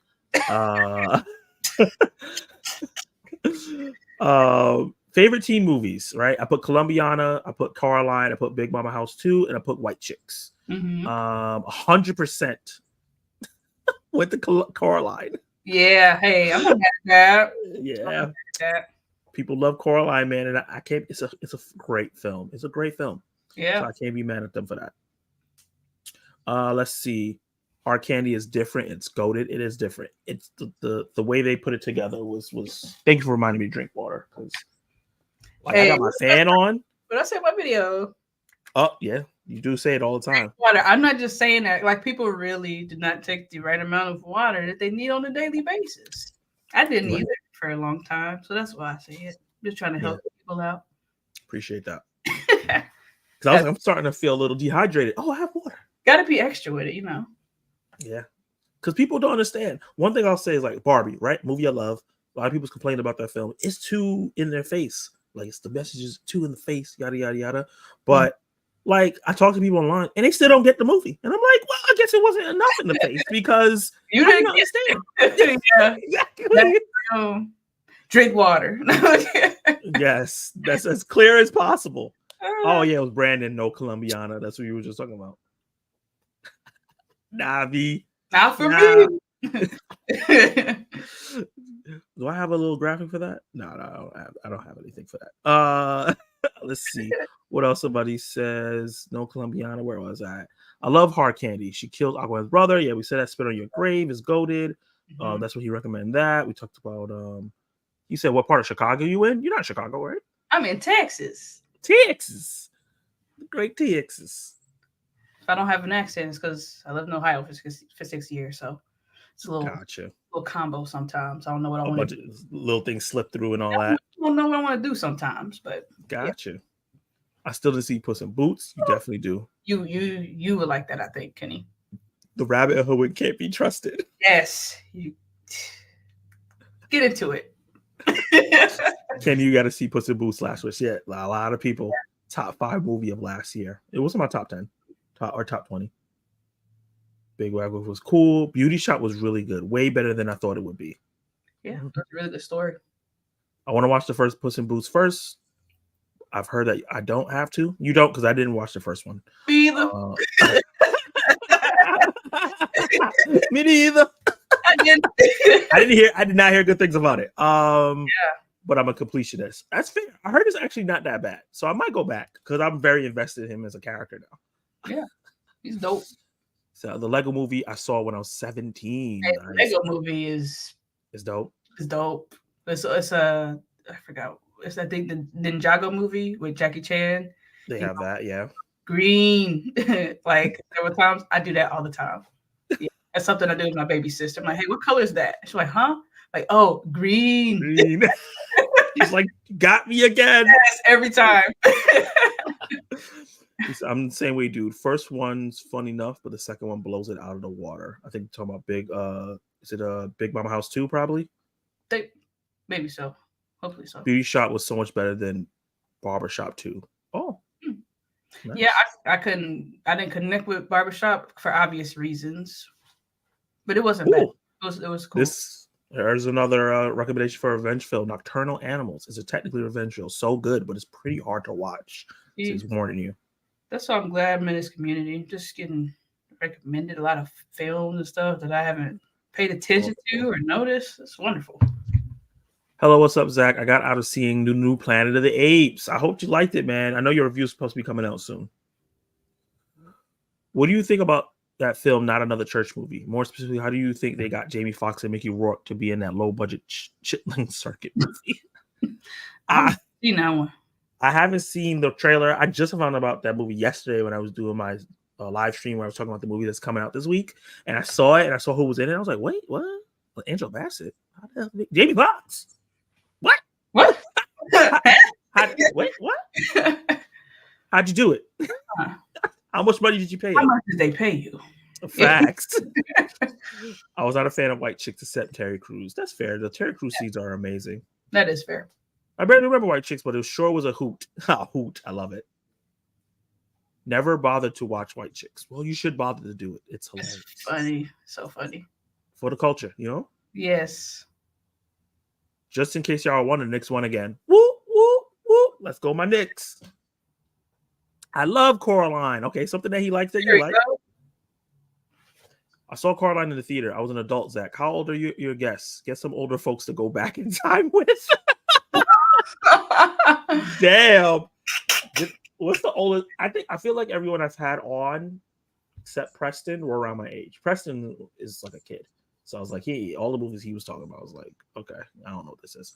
But everybody else is around my age. You know what I mean? Tell some older people. Look, when I look at my analytics, it says people from 18 to 36 are here. So tell people who are older than me, other than you, what's up? Yeah. Hey, I was subscribed to CeCe Clemons YouTube channel and Instagram. Hey, thank you. Appreciate you. Coraline was dope. I watched it the first time last year. Me too. Did y'all watch it on at the movies or on digital? I had to watch it. I watched it at home. I rented it. Yeah. I didn't catch it in the theaters. I know they re-released it last year. Yeah. It came out last year around my birthday month. I was like, yes. What are you talking about? Hey, you got another follow on the Instas. Yeah, thank you. I share a lot of music on my Instagram, so just beware of that. A lot of rock songs, a lot of alt rock Music songs. taste is random, and sometimes I don't even understand it. So I'm just gonna say Yo, I be jamming, and I'm like, wait, what's this? I turn to Mr. Krabs. I'm like, it's weird, but that's me though. That's it. I back to it. My mantra is variety is the spice of life. So anyone that has a variety of tastes, I bangs with it. Yeah. Man, I saw Coraline when it came out in theaters. We get it. You're old. I know. I get it. I love Brandon. Yo, the two ladies. I was like, is this a kid's movie? Me too. Yo, I was so chill in that moment. I was like, whoa, whoa, whoa. And then she grabbed, and then it's like, it's already ridiculous. And then somebody was petty and said, nah, have her grab him, lift him up, and let him hang down. I was like, who animated this and how much fun did you have? I was done. The only good Resident Evil was the first one. The rest of the films they could have kept. They're all trash after part one. Damn, Brandon. Don't be hating. Mm. The last remake wasn't bad. I guess that was the last one that came out. Yeah. That was a reboot. They tried to like tie it all in together. Mia Jovovich was in all 7 live action Resident Evil films. Wait, was she in the last one? Yeah, she was the newest one. Oh no, nothing. This day is like a whole different cast. It's more related to the game, all that kind of thing. Yeah. Nice. Dog, Rebel Moon was a slog. You telling me? I'm a Zack Snyder fan. I don't know what the hell. I do have to give him a little grace. I understand his movie was chopped up. Yes. And turned to PG-13. Yeah, a lot. So I'm not gonna fully blame him, but I'm giving him a side eye because I just don't see how they could have made it this bad. Well, actually, let me shut up. Because we saw Justice League and then Zack Snyder Justice League. It's almost 2 different movies. Fire. Zack Snyder Justice League is an amazing film. One of my favorite superhero films. Justice League is something that I never will watch again. Yep. The overdramatic music when anytime Wonder Woman entered the scene. It was hilarious. I was like, yo, all she did was jump. But it was hard. That's why I didn't care. I was singing along with it. Shoot. CeCe, are you really saying the first Resident Evil was best? Wasn't the best? Have you seen Rotten Tomato scores? Rotten Tomatoes does not matter. I'm feeling violence. I don't know what's going on with this tone. I am 24P. Maybe okay. So I like the first one. Okay, it was fine. But that with the coins, that did something in my brain that said doop, and I'll never forget it. So yeah, shoot. She's like, no. This is what I like. Yeah. The first one was great. I actually rewatched it like when I did Dell movie swap. I rewatched it and I was like, okay, this was way better than I thought it was.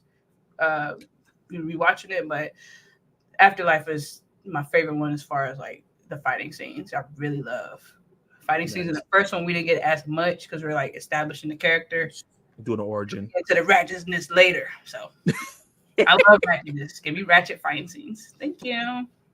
So you know how I was praising Kenny Sparks for gifting memberships? He just gifted Brandon one. And look at this. Look at this. Nice. Now you can tell Zach how wrong he is about his movie opinions on his memory. Why would you do that? Dang. Why would you do that? Petty. Subscribe to C Money. Facts. Hey, thank you. I had to vote for Coraline by default. I haven't seen the other Johns. Oh, okay. You definitely should see Big Mommas House 2. And yeah. You ever seen White Chicks? You guys see White Chicks. See that first. Yeah. Hey, Nanette's in the chat. What's up? She picked Coraline. Hey. Smart choice. Oh my! Why is Brandon's hating? Ken, you did it right because Big Mommas House 2. Let's be real; those films ruined Brandon T. Jackson's career. Damn near Martin's horrible movie for Black folks. How dare! Remember I tell you about? I felt like that violence on that last one. They gonna put it in caps. How dareth you? Leave the funny movies alone. Zach, don't lie. You man, I'm a children channel. How dare you? Why would you do this? Hey, go home to your mother. For the kids. What's wrong with you? White Chicks was buffoonery. That's the point. It's supposed to be buffoonery. Yeah, and I love that. Hey, he's drinking lemon water. Have you not been paying attention, Brandon? She is for the buffoonery. Yes, I'm literally here for it. That's it. Has anyone in the chat or the Two Live hosts seen Blues Brothers? Never heard of it. What about you? I've heard of it, but I've not watched it. T saw it. I've heard it's maybe a classic or something like that. Yeah. He said, "I'm older than you." Yeah, we know. We know. I watched Coraline at home. It's going to be part of my top 10 multiverse movies videos I never did. Oh, it is a multiverse film. Ah, I never thought about it like that. See, Kenny, that's why you're the genius you are. that's a good point. All right, so we're going to move into the adulthood. This is 1920 going on. What was number? challenging. Huh? These were challenging? Yeah. Movies that made me as an adult. That's already been established when I was a kid. I'm childish. I was struggling. I'm serious. I was struggling, but I got it together. I'm happy to hear that. Do we got any CCs? I don't think there's no CCs here. See, no love when we get older. The movie theaters. I'm the only me up in there. Yeah, that girl was too light skinned. She was looking like me. So the first movie on the list is a movie I've never heard of, The Heat. I have a feeling somebody gonna hate on this one, but that's okay. I'm prepared for it. Let me know. I have a feeling I know why, based on how the track record of everything is going on. Representation, action. It looks like it's a comedy film. Let me know what's going on. Heavy on the comedy. Sandra Bullock. Love her. And then Melissa McCarthy. Some people hate on her, but I love her. I love her her comedic style. I love it in everything I've seen her in. But yeah, it's definitely a comedy aspect. They're like detectives working together. And this movie gives me great memories because I've watched this with my sister and my best friend since high school. I would come up like, you want to watch The Heat? You want to watch The Heat? You want to watch The Heat? Like every night, every other night, eat pizza or Sonic. It was either or. It was none between. So great memories there. And then this one, it's outside of it was just really funny. Like I just love her. I love Melissa McCarthy's like sense of humor, especially in this one. It just really works for me. And seeing this as an adult, seeing this movie was important for me to like see, okay, especially growing and figuring out who I am and how to adult interact with other humans as an adult, seeing people that are very different, very opposite of each other, work together and like eventually develop like a bond and a love for each other. That was good to see. Yeah. It's very important as an adult because as you get into the workforce, you get out of your bubble. Yes. And you start running into people who have different beliefs and different communication styles. And it gets hard. But seeing a movie like this, you're like, well, these two people hated each other in the beginning. Yeah. But then they figured it out. Exactly. So that's a really great message to what I think it's called Strange Bedfellows. That's the kind of the genre when it's two people you don't think would get along, eventually getting along. Yeah. So this definitely would be that kind of film. And that's really interesting. You don't really fully know my movie taste, but would you recommend me checking this out? Because I didn't even heard of it. I don't know if you'd like it like I would, but I would say check it out. Yeah, check it out. Yeah. Okay. Yeah. Have you seen other Melissa McCarthy and Sandra Bullock films? Not all. I've seen Miss Congeniality, Sandra Bullock. I saw the Bird Box, Black Box. Bird Box. Yeah. Box. That was crazy. Yeah. Melissa McCarthy, I saw Bridesmaids. She was in that. I love that movie. Then I rewatched I Spy. Oh my God. I love her. She's so funny to me. She's so nice. And of course, The Little Mermaid, which I was surprised. Actually, piece of the poster here. There's a nice there. But yeah, it was cool to see her play a different role than, she even added some funny parts to it too that I love. But I've watched every single one of their projects, but the ones I have, I've enjoyed. You really enjoyed them. That's nice. That's dope. Melissa McCarthy and Sandra Bullock are like my boyfriend legends. Hater. He hates both of them. He hates both of them. It's like that's why it's great to watch movies like The Heat because that teaches me because we're opposite. So like that helped me navigate this. Yeah. So Like, I just gotta remember how Melissa and Sandra did it. yes, make it work. You just look at them like, you lucky I like the Heat. Yes, you look at what I like movies with both of them in it. That is hilarious. Bunch of haters. A bunch of haters, a couple haters. Next up is not a funny movie, not even a fun movie, but a great one. We was talking about Denzel. We had Denzel a little earlier. Now we got Denzel coming back as an older man, another little white girl. Don't say it like that. I'm just seeing themes, all right? I'm seeing the threads. Hey, it is what it is. Oh man, yeah. Equalizer franchise. I watched it the first time either early this year. I have a whole thing I do with my mom called Action Moves with My Mom. If you follow me on Twitter, you'll see the updates where we're just going through different active franchises we've never seen. So we did Equalizer, we did James Bond, we did Mission Impossible, we did the Bourne franchise, we did John Wick, and now we're doing Fast and Furious. Ooh, have fun. Got a lot of movies. Yeah. So I thought I saw all the Fast and Furious movies. I never saw the first two. I don't know if I will. I'm okay. Yo, because like the movies have gotten so ridiculous. I watched the first one. I was like, this is a legit good film. What the hell? Yeah, they're fun. Yeah, I don't care how. I don't care how outrageous they are. They're fun. Yeah, but this film, man, talk to me about it. Denzel in The Equalizer. I know what it means for me, and I think it's a similar thing in terms of representation.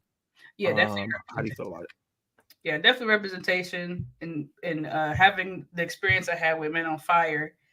This was like when I was watching it, it was like a different version of Men on Fire for me. I saw a more cold, more badass version of Creasy from Men on Fire. And what I would say, what I would consider a more desirable outcome for his character, which was very important to me. I like good guys to win. Okay. Yeah. So that already had like a big importance to me.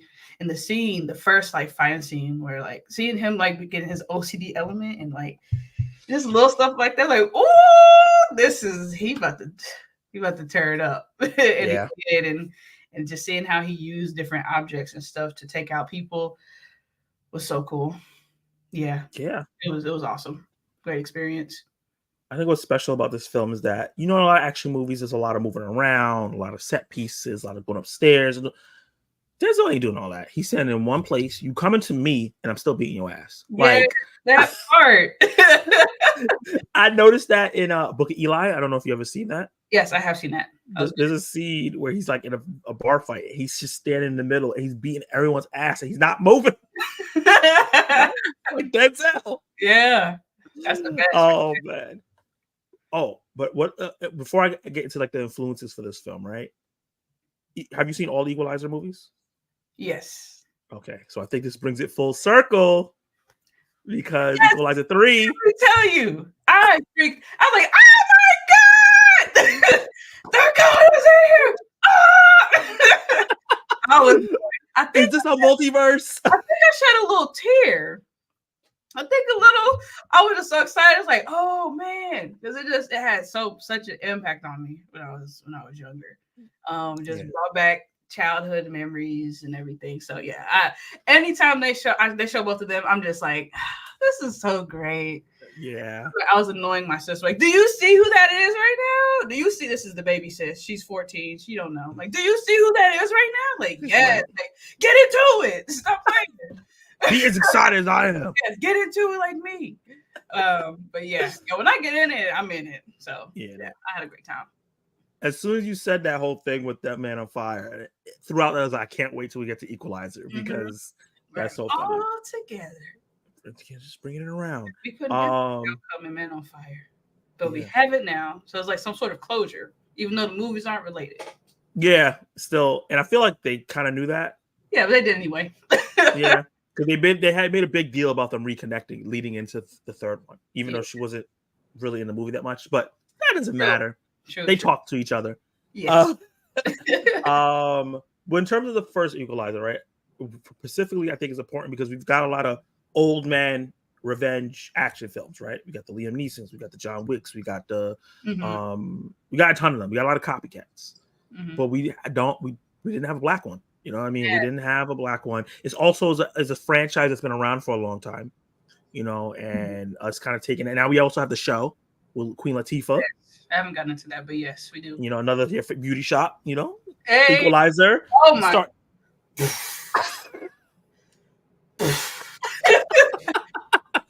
Starting to connect all the dots.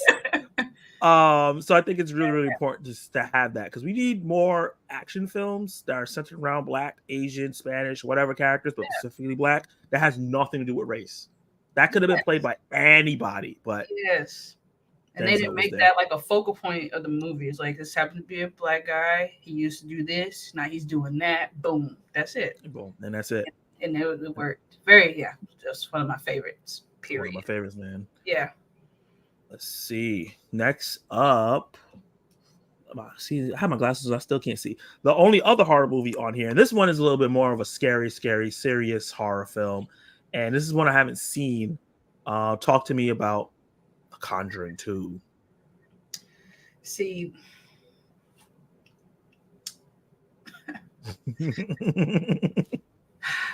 this I love the whole Conjuring series. Okay.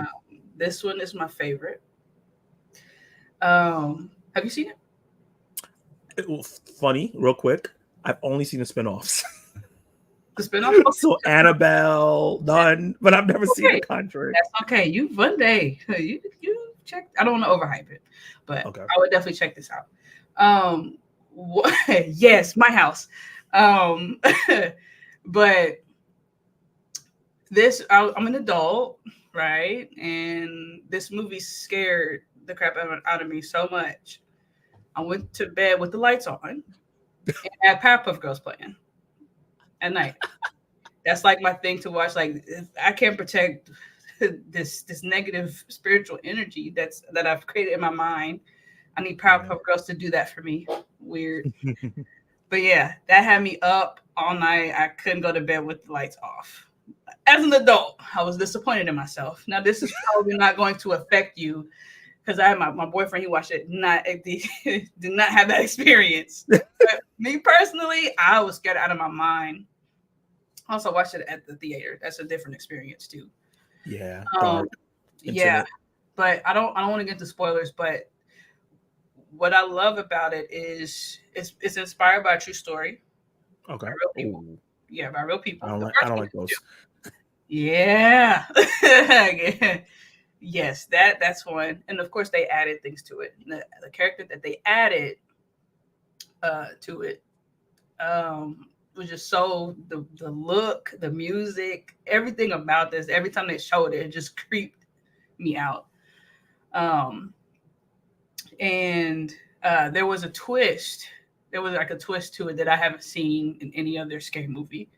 And it made me like, when I watched, I was like, me and my sister was like, oh snap, whoa. It was just, and I'm probably overdoing it, but that moment, I never like seeing that twist in a scary movie, because like revolving around ghosts and demonic spirits and entities. Yeah.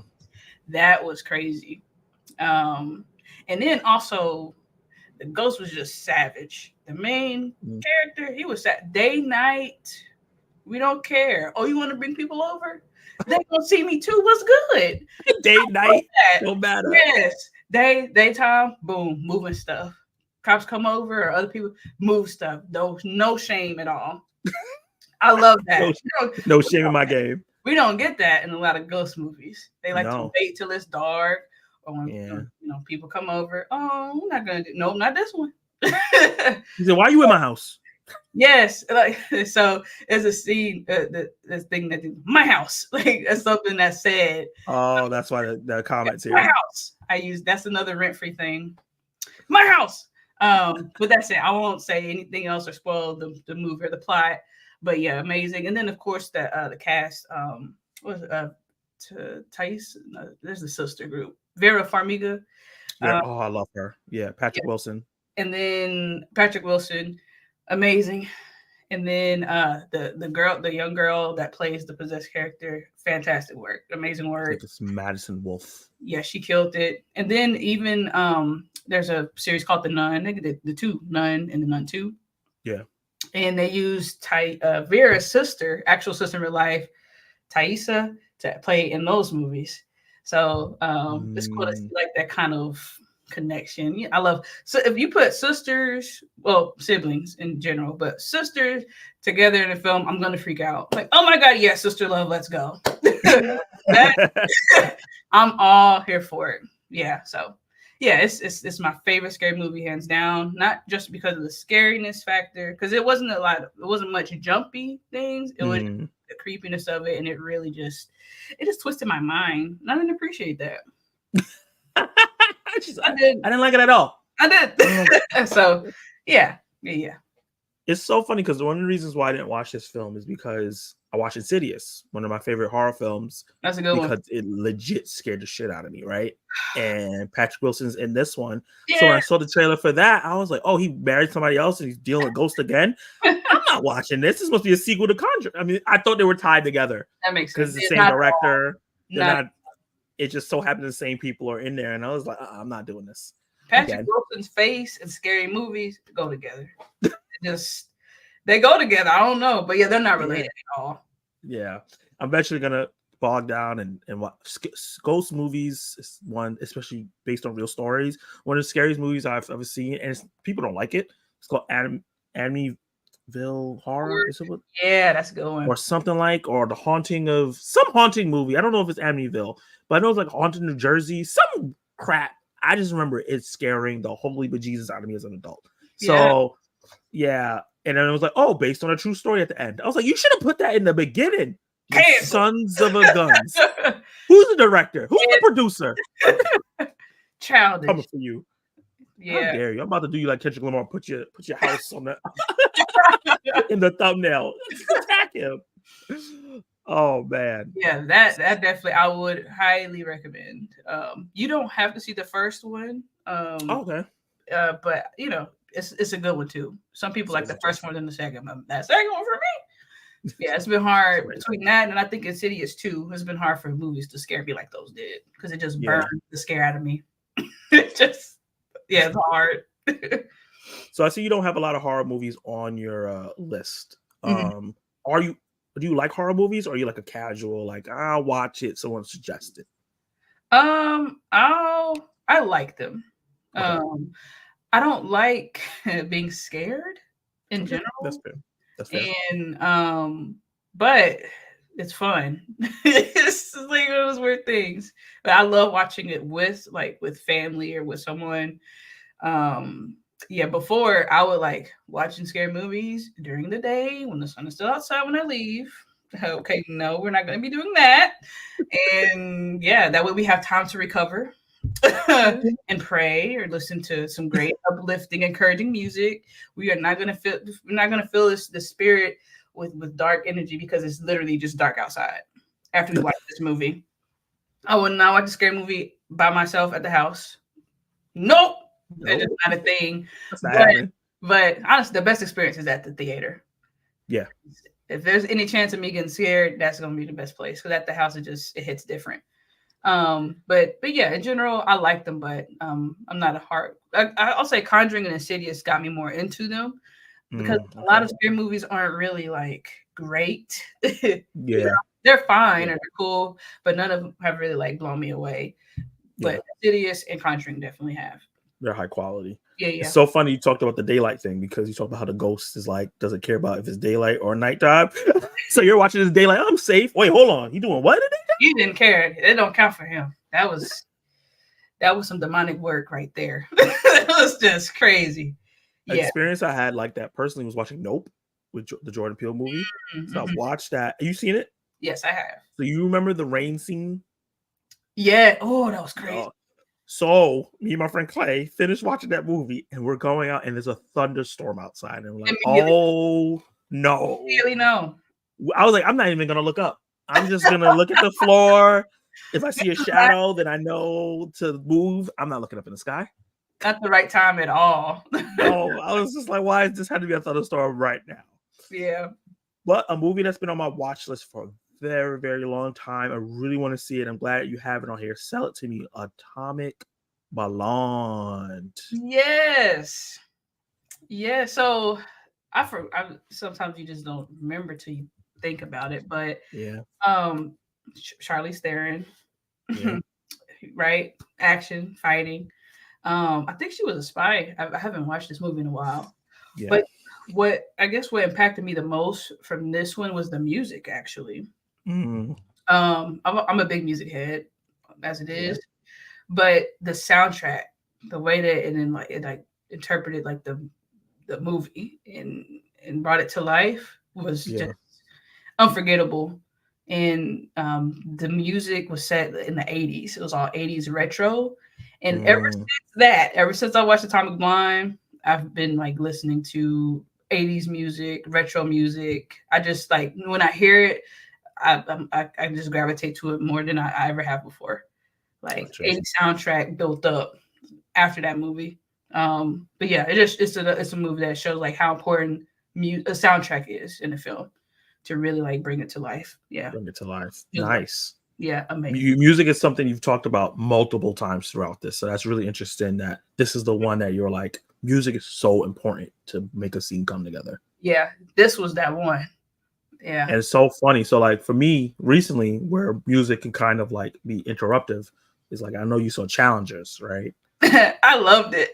I know you did, but for me, I was like, it wasn't. I guess it wasn't the music, so it was just like the way it was used. I was like, there was like a conversation happening, and I was like, I can't hear what they're saying, and I know it's not because I'm old. I think they did that for the volume or having the weird. I think it was for people like me, because if they didn't have that, I think there would have been parts of like, ooh, get a little restless here, or a little like, okay, slowing down a little bit. Gotcha. I think that helped for people like me, because that helped keep me like engaged and everything. But it was a bit loud some parts. Definitely, you can barely hear what they're saying. And I did see it in RPX where the sound is just so. Maybe when I get it on Blu-ray, it won't be as bad. Hopefully. Well, I saw it on regular screening, and it was still a little loud. It's still loud. Okay. Over like with the actors. So yeah. Oh, this looks like, did y'all get the Christopher Nolan mixer guy in here? Because that's what that man be doing. Every time I watch one, I'm like, bro, I want to hear what the people are saying in their movies. Yeah. Yo, I was watching Tenet and I was like, what? This movie's already confusing. Why can't I understand the dialogue? It was crazy. That was long too. Thick. Oh yeah. Thick boy. That's a thick boy. Like Godzilla. Got that BBL Jizzy, you know what I mean? I'm sorry. I'm gonna keep. Let's see. So we got two more. I'm really excited about these two because I know we got a lot of haterations on these. But this is one of the greatest. I'm gonna say it out loud. I think this is one of the greatest comic book movies of all time, and that's Wonder Woman. Yes. Talk to me. Yes. So when I was young, Linda Carter Wonder Woman, I already had that going. It was already done. I didn't even know. And this is something I miss even now, but I didn't know that they were doing a Wonder Woman when it came out. When Batman vs Superman came out. Yeah. And spoiler warning, I guess, because it came out. It's like 10 years old. And she popped up in there? Oh, yeah. Oh, my God. Poor dad, poor mom, poor family. I flipped out. I was like, oh, my God.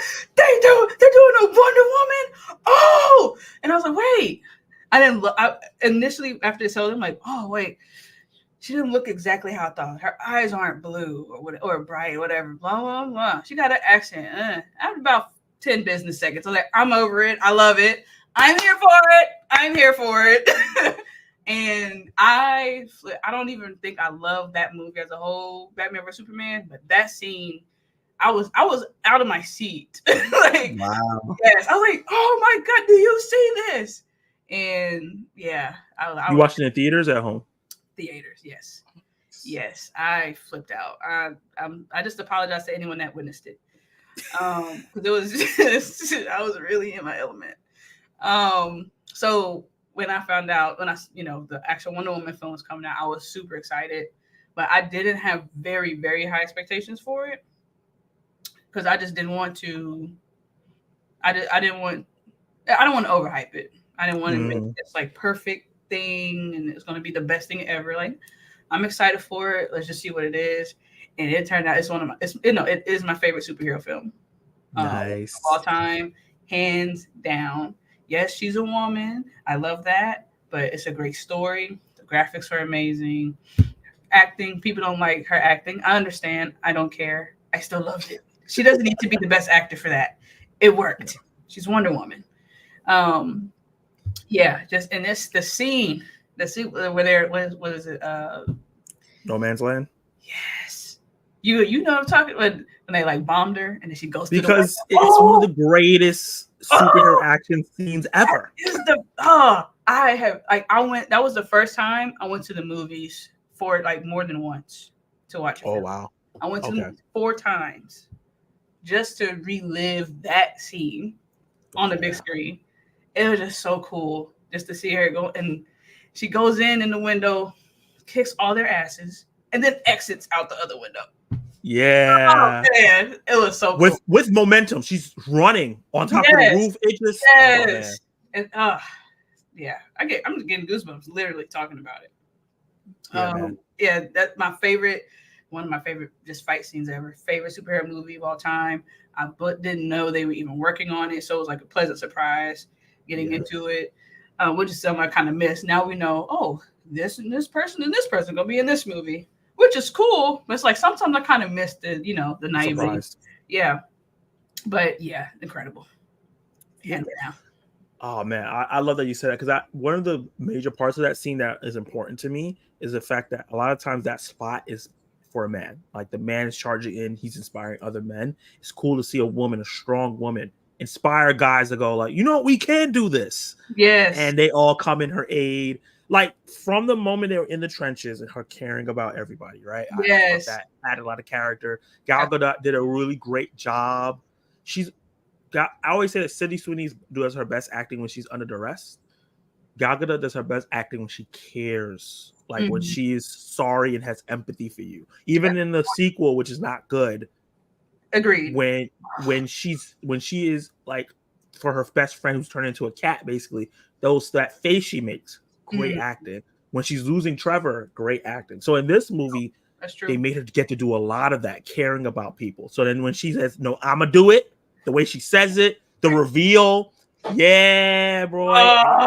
She might have been doing this. Yeah. Oh my god. Facts. Her walking on there and the missile comes and we're like, let's see what her power. And she just boom. I was like, this is what I'm talking about. This is what a DC hero is. This is what separates Marvel and DC. Just that inspiration, that whole, and you want to go in there and fight with her. Yes. Oh man. When I watched this we watched it at theaters, of course, I was going, that was another one. Sorry for those people in there. I'm woo! Oh my god! I'm doing all of it. Yeah. And the music, another big part you talk about. Her theme song. What? Yes, let's go. Slaps, bro. Yeah. Oh my god. One of my favorite superhero movies of all time. I love the Little Mermaid angle they did. With her fishing Chris Pine out of the water. Yeah, that was cool. Yeah, and then him fishing her out of that world and bringing her to our place. I love that they did that and had like a Disney princess kind of vibe, but she also was a warrior. Yes, I love the twist of like her figuring out who she is, and then going over the way they animated when her mom was going over like the origin of her story. Yeah, the oil painting. Yeah, when I saw that, I said, I think I'm gonna love this movie. I already know what's up. Like, this is all I need right here. That was good. Yeah, and you love visuals, so you like the graphics when it looks cool. I do. Thanks, Spiderman. Thank you. Yeah. Thanks, Spider-Man, Coraline. Yes. That's hilarious. How did you feel? This is one of the make or break moments of the movie. How did you feel about Ares? It was it was a little underwhelming. Okay. Not Aries, but like who played him. I was like, Okay. his face and what he was doing wasn't matching for me. I was like, huh? But I got over it. Like it wasn't a deal breaker. But Yeah. I was expecting someone that looked more rugged or just not as Yeah. oh, soft. Just soft. Less Uh, like a butler, more like a god. yeah. But I guess that was a part of the, not knowing. The Oh, this is him. deceiving. It was a good. Yeah, it was a good way to like. Oh, okay. I didn't know it was him or whatever. But It actually um, caught me off guard. I was like, oh yeah, it's a general dude. He looks like a deceiving piece of, and was not. And no, and then it was this guy, this guy who we thought was the good guy the whole time. I Yeah, think, like, I don't hate it as much. I do think it threw me off the first time I watched it, but when I watched it the definitely. second time, I was like, I like it a lot more now that Yeah, I understand what's going on. yeah. I understand all the ends with it, but yeah. And I think in general, like people cannot like it or love it, but I think what I loved about this movie is it's really difficult to hate on it. Like Yeah, because it's yeah, so good. It's well written, it's well directed. You can hate on the acting, whatever, but it's fine. Like not a lot of people could really hate on it. Seeing Ryan when I saw the Rotten Tomato scores for it, I was like, oh man. Oh, it's not it was like 90. It was in the high 90s at the time I looked at it. still When it is came out. 93. Yes. I was like, oh, like people like this movie. People actually like it. And Yeah, yeah, and this was the first of its kind, I think. yeah, yeah. Yeah. First female-led comic book movie. Yeah. What would does Catwoman count? I Was don't know. Catwoman, but after this, when did Catwoman come out? Oh, that was before. Catwoman. But that's not on Oh this. yeah, before. No, No, we no, don't put that in there. no, No hate. no. That's Obviously no hate, but no, we'll do this one. we're gonna erase you from the history books right now. But I love DC takes that risk. Like they were the first to do this on this scale. Mhm. Marvel was a bit behind. Yeah, It's okay, still enjoy those films, but DC, like people hate on DC. I love them. I love the characters at the end of the day, but they take more risks. They take a lot more risks. Yeah, they do take a lot more risk, and that's why I enjoy a lot of their movies with the faults because yeah, you swung at least. yeah. Sometimes you And miss, sometimes you miss. Like yeah, but I'm glad that I got to see the swing. You know what I mean? exactly, it hit bars. Bars. Before we get to the final film, because the final film on your adult list is a movie that feeds right into Wonder Woman. It wouldn't even happen if Wonder Woman didn't come out. But before we get that, I got another super chat from Collective Movie Man. Bro, you're killing it. Thank you so much. A $5 super chat. Hey, Zach, just got out of seeing the new Planet of the Apes. Really enjoyed it. I will be putting out my review later tonight or maybe tomorrow. Guys, check out Collective Movie Man. Check out his review. Thank you so much. You will be getting, I'll hit you up and ask you what video you want me to share on my post on Wednesday for you. Just let me know, and I got you next Wednesday. Nice. I appreciate that. But like I was saying, we alluded to it. I'm really excited to talk to you about this movie because this movie gets a lot of hate, and it's one of my favorite MCU films. We're gonna have to fight people. Yeah, I mean Captain Marvel, baby. Yes. See, I love the movie. Like, it was a first for Marvel. Yeah. There was some hype around it with how Endgame ended. Was it Endgame? Yes. No, Infinity War. Infinity War. How that ended. That's right. Endgame was the Endgame. What are you talking about? Infinity War ended, and I'm like, hey, more female-led superhero films, sign me up. Marvel, DC, I don't care. So this one, the more I watch it, the more I love it, which is crazy. Because I loved it the first time I saw it, but I went to the theaters twice to watch it, and then watched it several times at home, probably like 6 or 7 times. And I love the music, mostly the aesthetic, set in the 90s. I love that. And the 90s music combined with that, it made me feel like at home. It made me feel nostalgic. And yeah, I had a great experience just from that alone. Brie Larson, I loved her as Captain Marvel. I have a dry, naturally, in general, I have like a dry, dark sense of humor. I was picking up on everything. Everything. Yeah. I was laughing. I'm like, nobody laughed at that. Oh, okay. Weird. And so I related to her because that's my personality. Being like kind of like walls up, guarded, all of that. Trying to control your emotions. I'm all those things. So I related to her more than Wonder Woman, as far as like her character. And then seeing her connection, her bond with Nick Fury's character, was great to see. You know, little white girl. Captain Marvel's the little white girl. It is what it is. I love it. This is hilarious. I'm not about. Hey, I can't even. It is what it is at this point. But I love seeing that.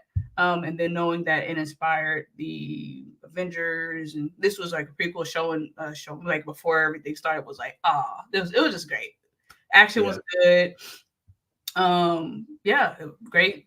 I mean, great storytelling for me. I understood everything. It was a fun film. Definitely one of my favorite Marvel films. It was Ragnarok, but the more I watch it, I'm thinking this is up there. I think this is the one. Nice. Yeah. So I'm seeing a lot of the things that we've talked about in this, right? Representation, female led. It's kind of a revenge story when you think about it a little bit. Her getting revenge for what they did to her. It does have some comedy in there. Like you said, it's your kind of comedy, the dry humor, because naturally they were teaching her, don't be human. You know what I mean? She had to hold her emotions in. And I think that this movie has one of the most visually stunning scenes in any Marvel movie when they have her in that thing and they have her. I was like, oh, when I saw that, I was like, I'm locked in. Yes. Or the scene when she got her powers. Super Saiyan? Beautiful. Oh wait, no, when she got her powers, when the ship exploded? Yeah. When it exploded. Yeah. Yeah. That was beautiful. Or when she initially went Super Saiyan, I was like, that's fire. I was like, oh, they could do Dragon Ball Z now. Yes. And we are not about to act like she didn't come clutch in Endgame. Everybody cheered. I'm playing. Yo, I was like, they finally did it. They got everyone behind Captain Marvel. Yes. Because and then after everybody was clapping when that happened. Yeah. Then after that was over, they didn't like it no more. But like, y'all crazy. But yeah, I love her. Even the controversy with what she was saying, like I personally see nothing wrong with it. I don't think she lied about anything. Like maybe there's some things she could have not said, or maybe not the right time to say that in that moment. But I love Brie Larson as an actress. I don't watch all of her work, but as an actress, I respect her. And love this movie. The hate, I don't get it. Well, I do, but I don't. Yeah, I know, but it's good. I love it. I had a great time with it. I had a really great time with it. I love the dynamic between her and Nick Fury, her and her best friend. Yes. Am I really just like that? Is it really gonna be every film like that? I'm just saying. I'm finding the threads. I'm thinking in my head, I'm like, what is the little white girl and black person movie that I'm gonna suggest to CeCe? Don't label it like that. It is what it is. You know what I mean? Yeah. But yeah, so just like Wonder Woman, and I don't know why this keeps happening. The ending of this film, quite like Black Widow as well. I don't know why they keep doing this. The ending of these films are the most controversial, right? How do you feel about how they ended it? Personally, I liked it, but I understand why people had a problem with it. How did you feel? With the ending, as far as how she looked, you said how they edit? No, just like her, she goes through the ships, right? Spoilers for Captain Marvel, but come on, it's been a lot of years. The second one's already out. She destroys the ships, Ronan leaves, she comes back down, she has to face off with the guy, and instead of a fight, she just, how did you feel about that ending action sequence? I'm trying to think because I know at the very end she approaches Blue Man Group, right? Called the Blue Man Group. I'm I'm trying to dead. remember. It was before that, and she just punched him.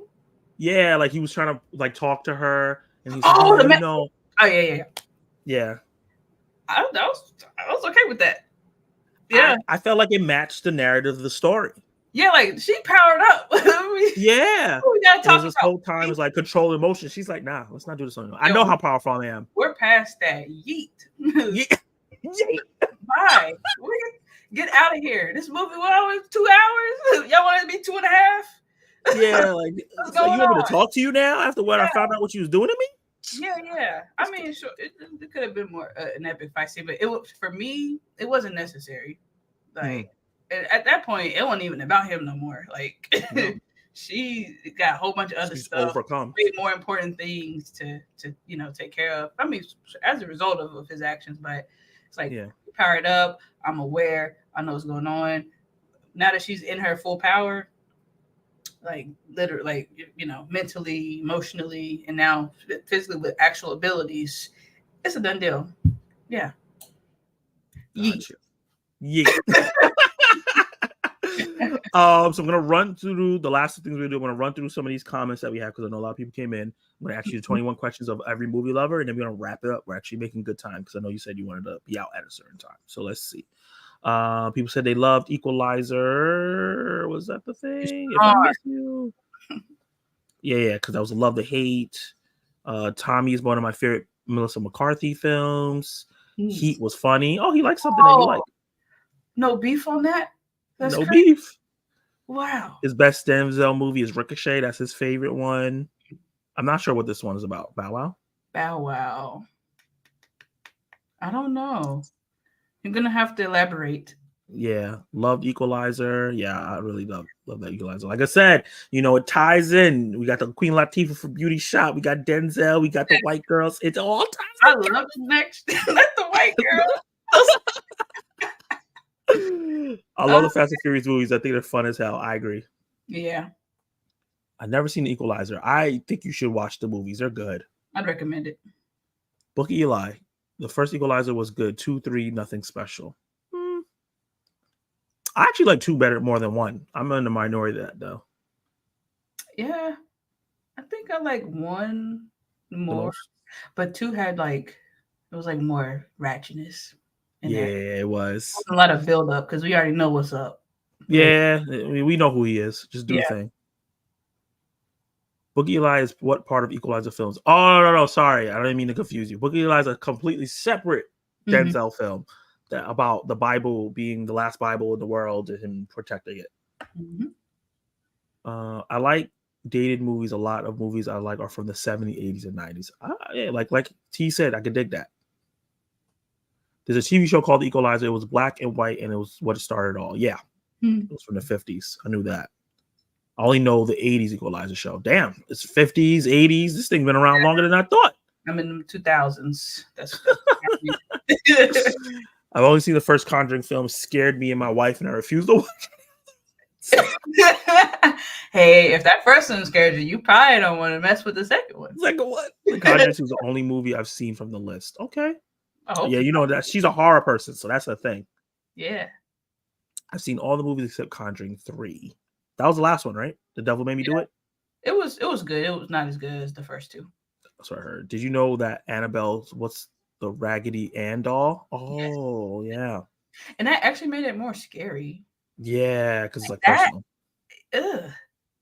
I don't like creepy dolls other than Chucky. That's the only doll movie I will watch. I know Chucky, I could never get with it. Like, I can't. Because it's scary, or you think it's too silly? It's too silly. Even when I was young, I was like, the what? The what? The what?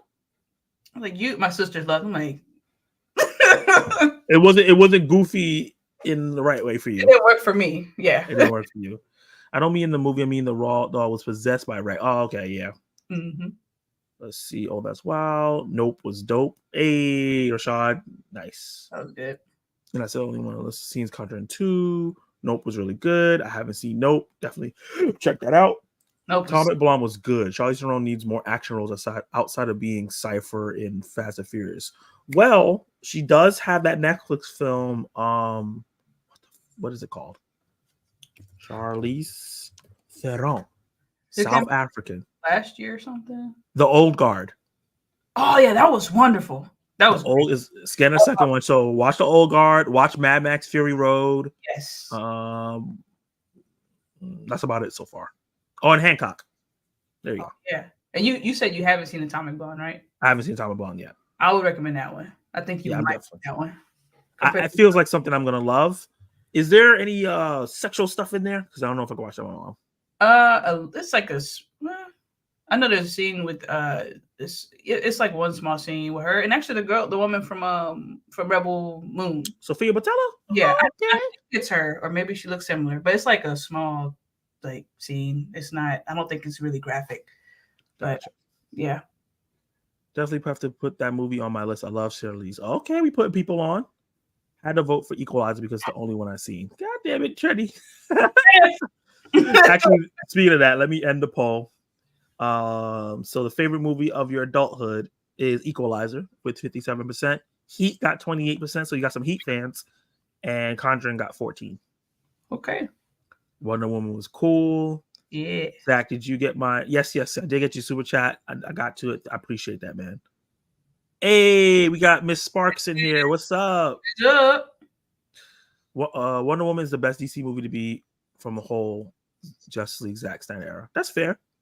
Yeah, that is. I haven't seen Wonder Woman. I should have the movie somewhere on Blu-ray. I'm just being lazy. Well, if you have streaming, you can watch it on Max.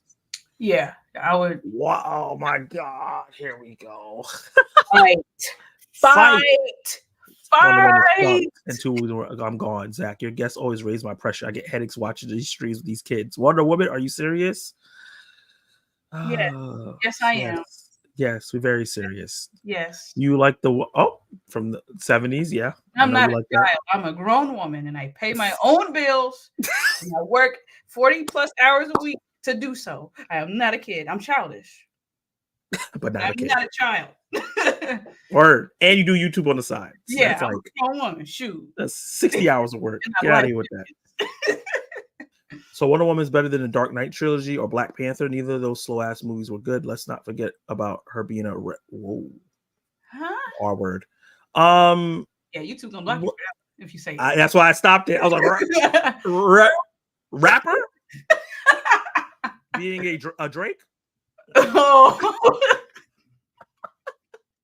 Yeah, 69 God. So would I rather watch Wonder Woman than The Dark Knight?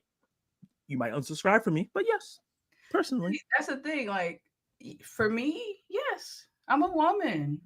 Like, and even if I wasn't, like, I like what I like. It just works for me. Yeah. It was fine. That's not one of my favorites. Everybody likes different things, man. Yeah. You probably like Dark Knight because you have that fulfillment of strength in there. Same thing with Black Panther with a black man. You're a man. It's different. It's different things. Yeah. And as like Miss Sparks said, people are allowed to have their opinions and likes. We don't all have to agree, but at least be respectful. No need to announce your departure. Yo, bars. That's the real bars right there. Yeah. That's what my channel's about. Like what you like. It spells is right. It's wonderful. No unnecessary caps. Yeah, I love you, Brandon, but it's just facts. The fight scenes were pretty cool. No sarcasm. Love that. Thank you, because we watched that and he was acting like it wasn't lit. And I was like, I'm gonna need you to stop acting like that wasn't the best scene you've ever watched in your life. And now you say it. Okay. I don't remember anything from Wonder Woman TV show. It was Linda Carter just being fine on my TV screen. Hey, if that works for you, that works. I love the Woman Science where she had to go through the test. That was pretty cool. Nice. TV show was great. Like I said, drink water. It's not that serious. Facts. Ares was an issue for me. He wasn't intimidating at all. I can see that. Yeah. He said Wonder Woman's better than The Dark Knight. Yeah. I personally enjoyed it more than Dark Knight. Dark Knight didn't make me go, oh my God. It didn't make me do that. Yeah. Dark Knight is one of those films that's well crafted. Yeah, It's great I can get story. that. Yeah. But for me, I've had a video on my channel. You can scroll down a couple months. I think it's overrated. Yeah, like, did it make my armpits tingle? No. No. Wonder Woman. It's a wild ass barometer. Did my armpits? You ain't do that? Your script was trash. It's incredible. I'm Yeah, I'm not about to say like it's not. It is. It's just personally, Wonder Woman did way more for me emotionally, like than Dark Knight, and that's okay. There's no seat like I will rewatch Wonder Woman more because of No Man's Land or that section of the film is for me is better than anything I can get from the Dark Knight. Yeah. Yeah, the final fight with Ares was the only issue I had with the movie. Everything else was perfect to me. It's very easy to hate on that film. Yeah, we see because you're doing it for you. Definitely agree. Wonder Woman's really good. I never seen the second one though. You don't need to. You don't need to. It's okay. See, look, we can admit if it sucks. It's not just because it's Wonder Woman 84. You know what's crazy? Because when I first watched that movie, I ended it and I was like, I really love this. Like, same. You know why? You want to know why? Because it's during COVID. And in that area, there was like no movies that came out. And that was the only one in like months. And I was like, oh, that was great. And then I went home, I was like, wait a minute. Watched it when it came on, when it was no, I think it was playing on HBO Max. I watched that later. I was like, nah, I don't like it. I don't know what I was thinking. I don't like it. That movie high is gone. Pedro Pascal was phenomenal in that film. Yeah, he did great. As Max loved him, he really convinced me that he was white. But yeah, he was fantastic. Yeah, he was Nope, it's not better than Dark Knight, but it's her opinion. So nope, it's not better than Dark Knight, but it's her opinion. So look at you, man, coming in your defense. Okay, let's come through. He said, I feel that same way. That Wonder Woman, that World War I battle scene was great. Yeah. Oh, so good. I'm about to watch that before I go to bed tonight. Nobody likes Catwoman. It did really bad. People were really upset with that Catwoman because it wasn't Catwoman. It was the name. Was so bad. It was good. I loved it. There's a ton of superhero movies better than Dark Knight to me, but keep going. You're on a roll tonight. I'm gonna go drink. I'm out of here. Remember what Meow said. You don't have to announce it. If you're gonna drink anything, drink water. Have you had before you get in comments? You gotta ask yourself: have I had enough water for the day? Maybe that's why you're having your headaches. It's not the taste. Drink the amount that I need to. It's the lack of water for this day, and probably no. DJ, yeah, what's up, DJ? Ooh, I love Catwoman. I like the picture. Huh? I love his new logo. It's amazing. Okay. Yeah, that's awesome. Now we talking. I love the Marvels. Oh, huh? You confused me. Art? Brandon, you confused me so much. How did you like that? Too many different levels of violence. I don't know. I don't understand. Oh man, it's past my bedtime, but I had to jump in and say, "Hey, I appreciate you." I enjoyed Captain Marvel, especially the second half. Yeah. Captain Marvel was good. I didn't enjoy the main villain though. I can see that. That's fair.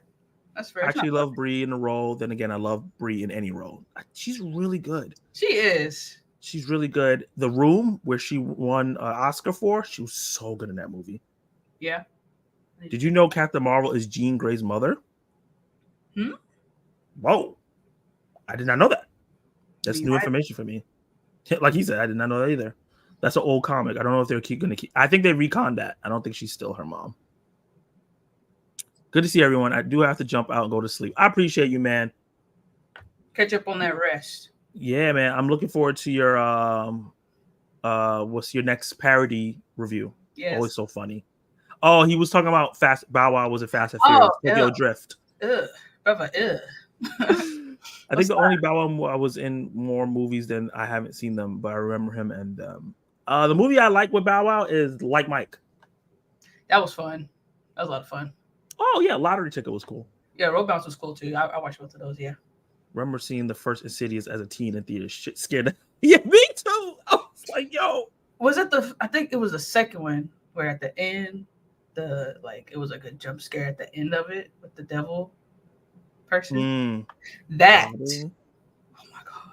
The jump scare in the first movie scared me when he's talking to the older lady that's trying to help, and the devil thing is right behind her. And okay, it is the first. Okay, that one. Yeah. So I was really disappointed in myself as a human being because I'm in the movies and I'm like, I'm trying to keep my eyes. I think I was trying to close my eyes, but I was so scared. I couldn't. I was like, oh, and I was like, why can't I close my eyes? What type of demonic crap is this? I was disappointed in myself. So yeah, that one, and then Conjuring 2. I think I'm dead. The scaredness is out of me. That's scary. That person right there. Run for your life. Yes, sir. I like the Dark Knight trilogy, but I don't want you very often. I'm a big fan of Batman, though. She doesn't watch it very often, but she's a big Batman fan. Okay. That makes Dark sense. Knight and Dark Knight Rises are all my take. We know. Oh, yeah. He loves those. Mm-hmm. She's like, I'm tired of hearing this. That's like the only superhero movie he like that's it. Oh, okay. He likes that grounded stuff. No hate, but yeah. I can't say the most of my movies that are my top favorites are horror is part of the reason I have the name. So do for my YouTube account. Yeah, I'm pretty sure when I eventually get you on here, it's gonna be a horror show. And then real quick, some people I starred. What would you pick as your Batman for DCU? My personal choice is Jake Gyllenhaal. Do you have anybody that you think would be good as Batman? Who? I don't know. I can't. Somebody with a great, nice, strong chin. What's your favorite Don Bluth film? I don't know who that is, but I do like All Dogs Go to Heaven.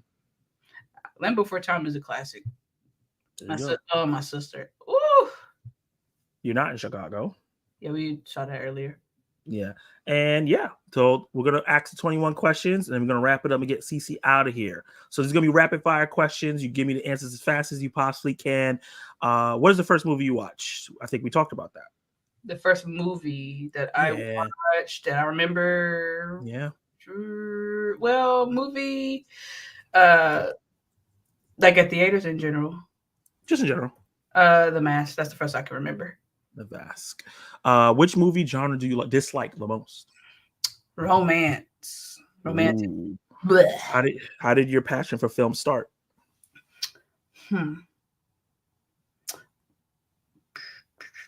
After watching Spiderman, the first Spiderman movie theaters.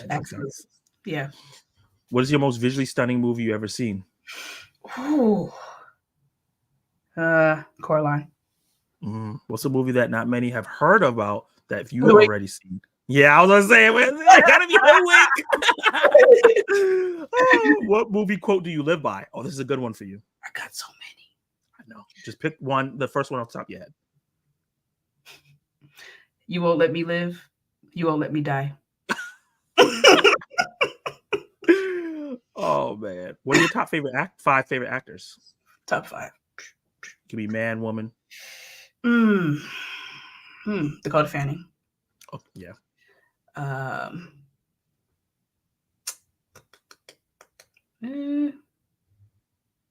Millie Bobby Brown. Hey, okay. Yeah. Damsel. Jim freaking phone. It's like, you know. Oh, yeah.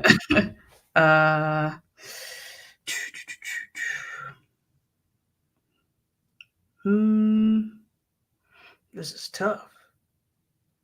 We'll say it's got to be some male love around here. What's going on? I'll say currently Jenna Ortega right now. Denzel Washington. Okay. I was wondering where he was. And Jim Carrey. Ooh, good stuff. Who do you think? What do you think of book to movie adaptations? Yeah, they're fine. They're great if done right. That's fine. Yeah. Coraline is one, right? Coraline is one.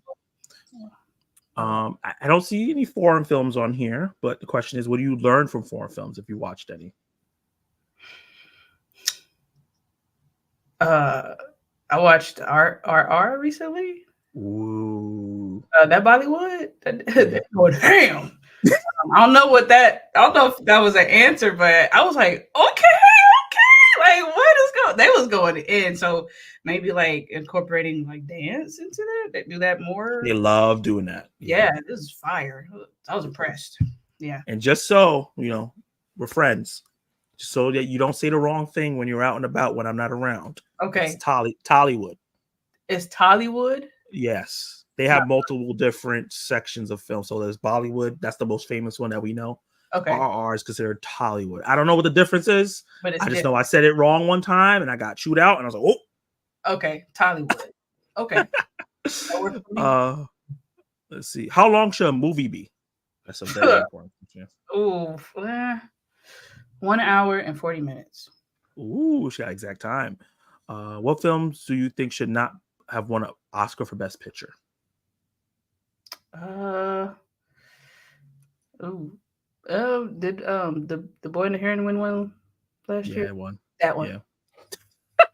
I'm glad that you agree with me. The Boring and the Heroine. That's what I call that. It's just boring. Boring. Yeah. What movies would you recommend? What one movie you would recommend to a stranger to get to know you? Kill Bill Volume 1. Yeah, I thought you were gonna say Hoodwinked. I got scared. Oh, that's gonna be the second one. What films are you looking forward to watching in the next couple months? Looking forward to just give us like 2. This year's kind of dry for me. Mm-hmm. Furiosa. They leaned into that Australian accent. It's like, okay. No, it kills me every time I see the trailer. Oh my god. I don't know the name. It's a movie with Emma Stone in it, and the same director from Poor Things. Kinds of Kindness. Yeah, I don't know if that's I think that's June or July. I'm very intrigued for that one. Me yeah, too. I love Poor Things. What did the internet change? How did the internet change the film industry? Like, what's one thing you think it changed the film industry with? Spoilers. Knowing everyone that's involved in everything several years in advance. Yep. Yeah. What do you like to eat or drink while watching a film? Depends where we're at. For at the movies, popcorn and a pib. Nice. Yeah. What do you think about animated movies? Are they just for kids? No. She's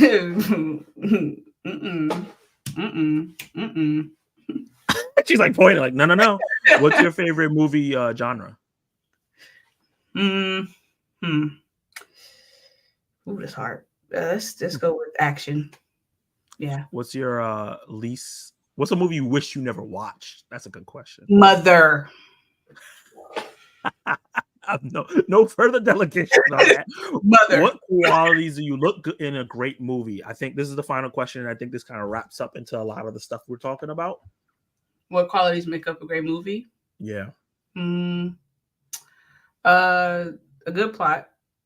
Mm-hmm. It doesn't have to be super strong for me. Just a good plot. Yeah. Great fighting scenes, action, and then some humor. Let's laugh at life a little bit. Life sucks. Let's laugh. Yeah. Diversity. Include that too. Yeah. I don't want to just see all one race in one movie of any kind. Put all of them up in there together. Yeah. Yeah, and that's it. That's it. Okay. Yeah.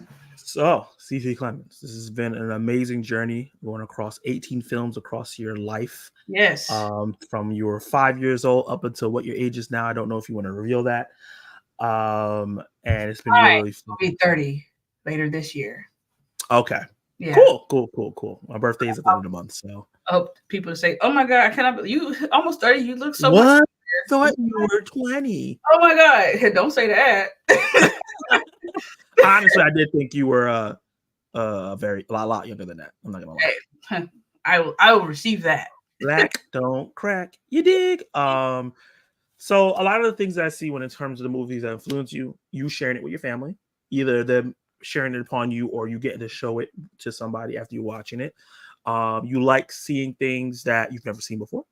Yes. Also, and mixed with that representation, we've talked about that tons of times. Seeing mixtures of people, you seeing the world the way you want it to be in real life on screen. I think that is the most important part. Great music, because you want great music in real life. Great action. Amazing visuals. You know, real life doesn't look as good as Coraline It does or not. even Spider-Man. It does not. Even It today. does not. Even to this day. And the threads that tie is like just personal things that you've gone through, right? Because the whole tagline of this was like revenge, right? Things that you've gone through personally that maybe you haven't gotten the personal revenge on, but you get to see, you get to live through it vicariously through these characters. Because I've heard you talked about Man on Fire, how the outcome wasn't exactly what you wanted, even though you love that movie. And you also brought up that you love to see good people get what they deserve to get. So I can see all those threads to every single movie that we're talking about. And there's a lick of revenge. Even in Spider-Man, there's a lick of revenge in that. You know what I mean? Against the Green Goblin, and also what happened to his uncle and him, a lot of the stuff like that. And then you just love to have fun and joke. You talked about it. Life is rough. It sucks. Why am I going to go into a movie and be reminded of that? You need to make me laugh and have fun. So yeah, man, if you want to suggest a movie to CeCe Clemons, better be funny. Make it bright. Don't worry about plot. It don't have to. It don't have to be wrong. You saw Hoodwinked. Wait a minute now. Hold on. I'm tired of you talking trash on my movie, okay? It's a safe space. I'm just joking. I'm just messing with you. Oh man, that was hilarious. And yeah, she's all about the family, Fast and Furious, and things like that. So CeCe's a fun, loving person that will cut your head off if she needs to for the revenge. Violence. Give me the violence. I did that. Yeah, you did. Yeah, look, when Brandon was talking, you saw it seems like it's gonna get violent in here. You trying to get revenge for your movies in real time. But yeah, to just wrap this up, CeCe, like I said, her link is in the description of the video. I'm gonna solo you out. Tell people about your channel, where they can find you, what you have coming up next. All right. So CeCe Clemons, my channel, my ad is at CeCe Clemons. I'm on Instagram, CeCe_Clemons, where I share music mostly and what I do on the daily basis or every other day. And I do reactions to mostly trailers. And I'm tapping into movies and shows. I'm taking a break from shows right now. There's a lot of work. But I will be doing more movie reactions. So if you are into that, definitely, check out some of my videos. And if you like it, feel free to subscribe. Yeah. Ooh, see, sometimes I be messing up. I almost removed you from the whole video just now by mistake, trying to bring you back. Take you out. This was really dope and really fun. I was excited to get you on here. This exceeded my expectations. Hey. I haven't laughed this much during a live stream in a long time. I'm goofy like The Mask. Like, yeah. Big Mommas House too. Like I gotta laugh. Like, you gotta laugh. Yeah, and we had a lot of fun. Let me see. Are there any last couple things? He said something about Drake loves her too. Whoa, I don't know what that's supposed to mean. That's kind of scary.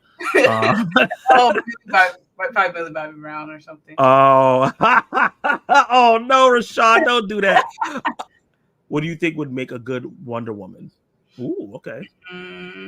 Because you're not gonna reboot it, so we gotta fight. We gotta have a good fight scene. We gotta be savage. Like Wonder Woman in the animated series, like her fighting, her savagery. We need that. We need that. You overestimate your abilities. We need that. Yeah. I love Millie Bobby Brown as well. Who doesn't love Millie Bobby Brown? Yeah, she's so likable. Depends on the books, or books you need to series more than a movie, like series Unfortunate Events. Yeah, it depends on the books. Said Kill Bill was a good choice. Hey, Spicy 4K Action, best name on YouTube. Nice. What's up, man? Miss y'all. I miss you too. It's been a minute since you've been on here. Nanette says she loved hearing your movies. Hey, I'm glad. Rashad, thank you so much for being in the live stream the whole time. Watch some of the other movies together that we haven't. That's on that list. Get ready. Yeah, you got a lot of work to do now because of us. And Miss Sparks said, great stream. Appreciate all of you guys. We'll give you a quick shout out to my channel members, and then I'm going to be out of here because I also need to go to sleep. So, facts. Spoiler Kings, appreciate you. Screens and Reviews, Basic Moose, Nanette, who's in here. Have You Seen With T, who's in here. Oh, Spoiler Tank was in here. He's part of the Spoiler Kings. Appreciate all of you guys being channel members and supporting me at that level. Well, Good night, guys. This was a great stream. See you next time. Yeah, under 3 hours. Let's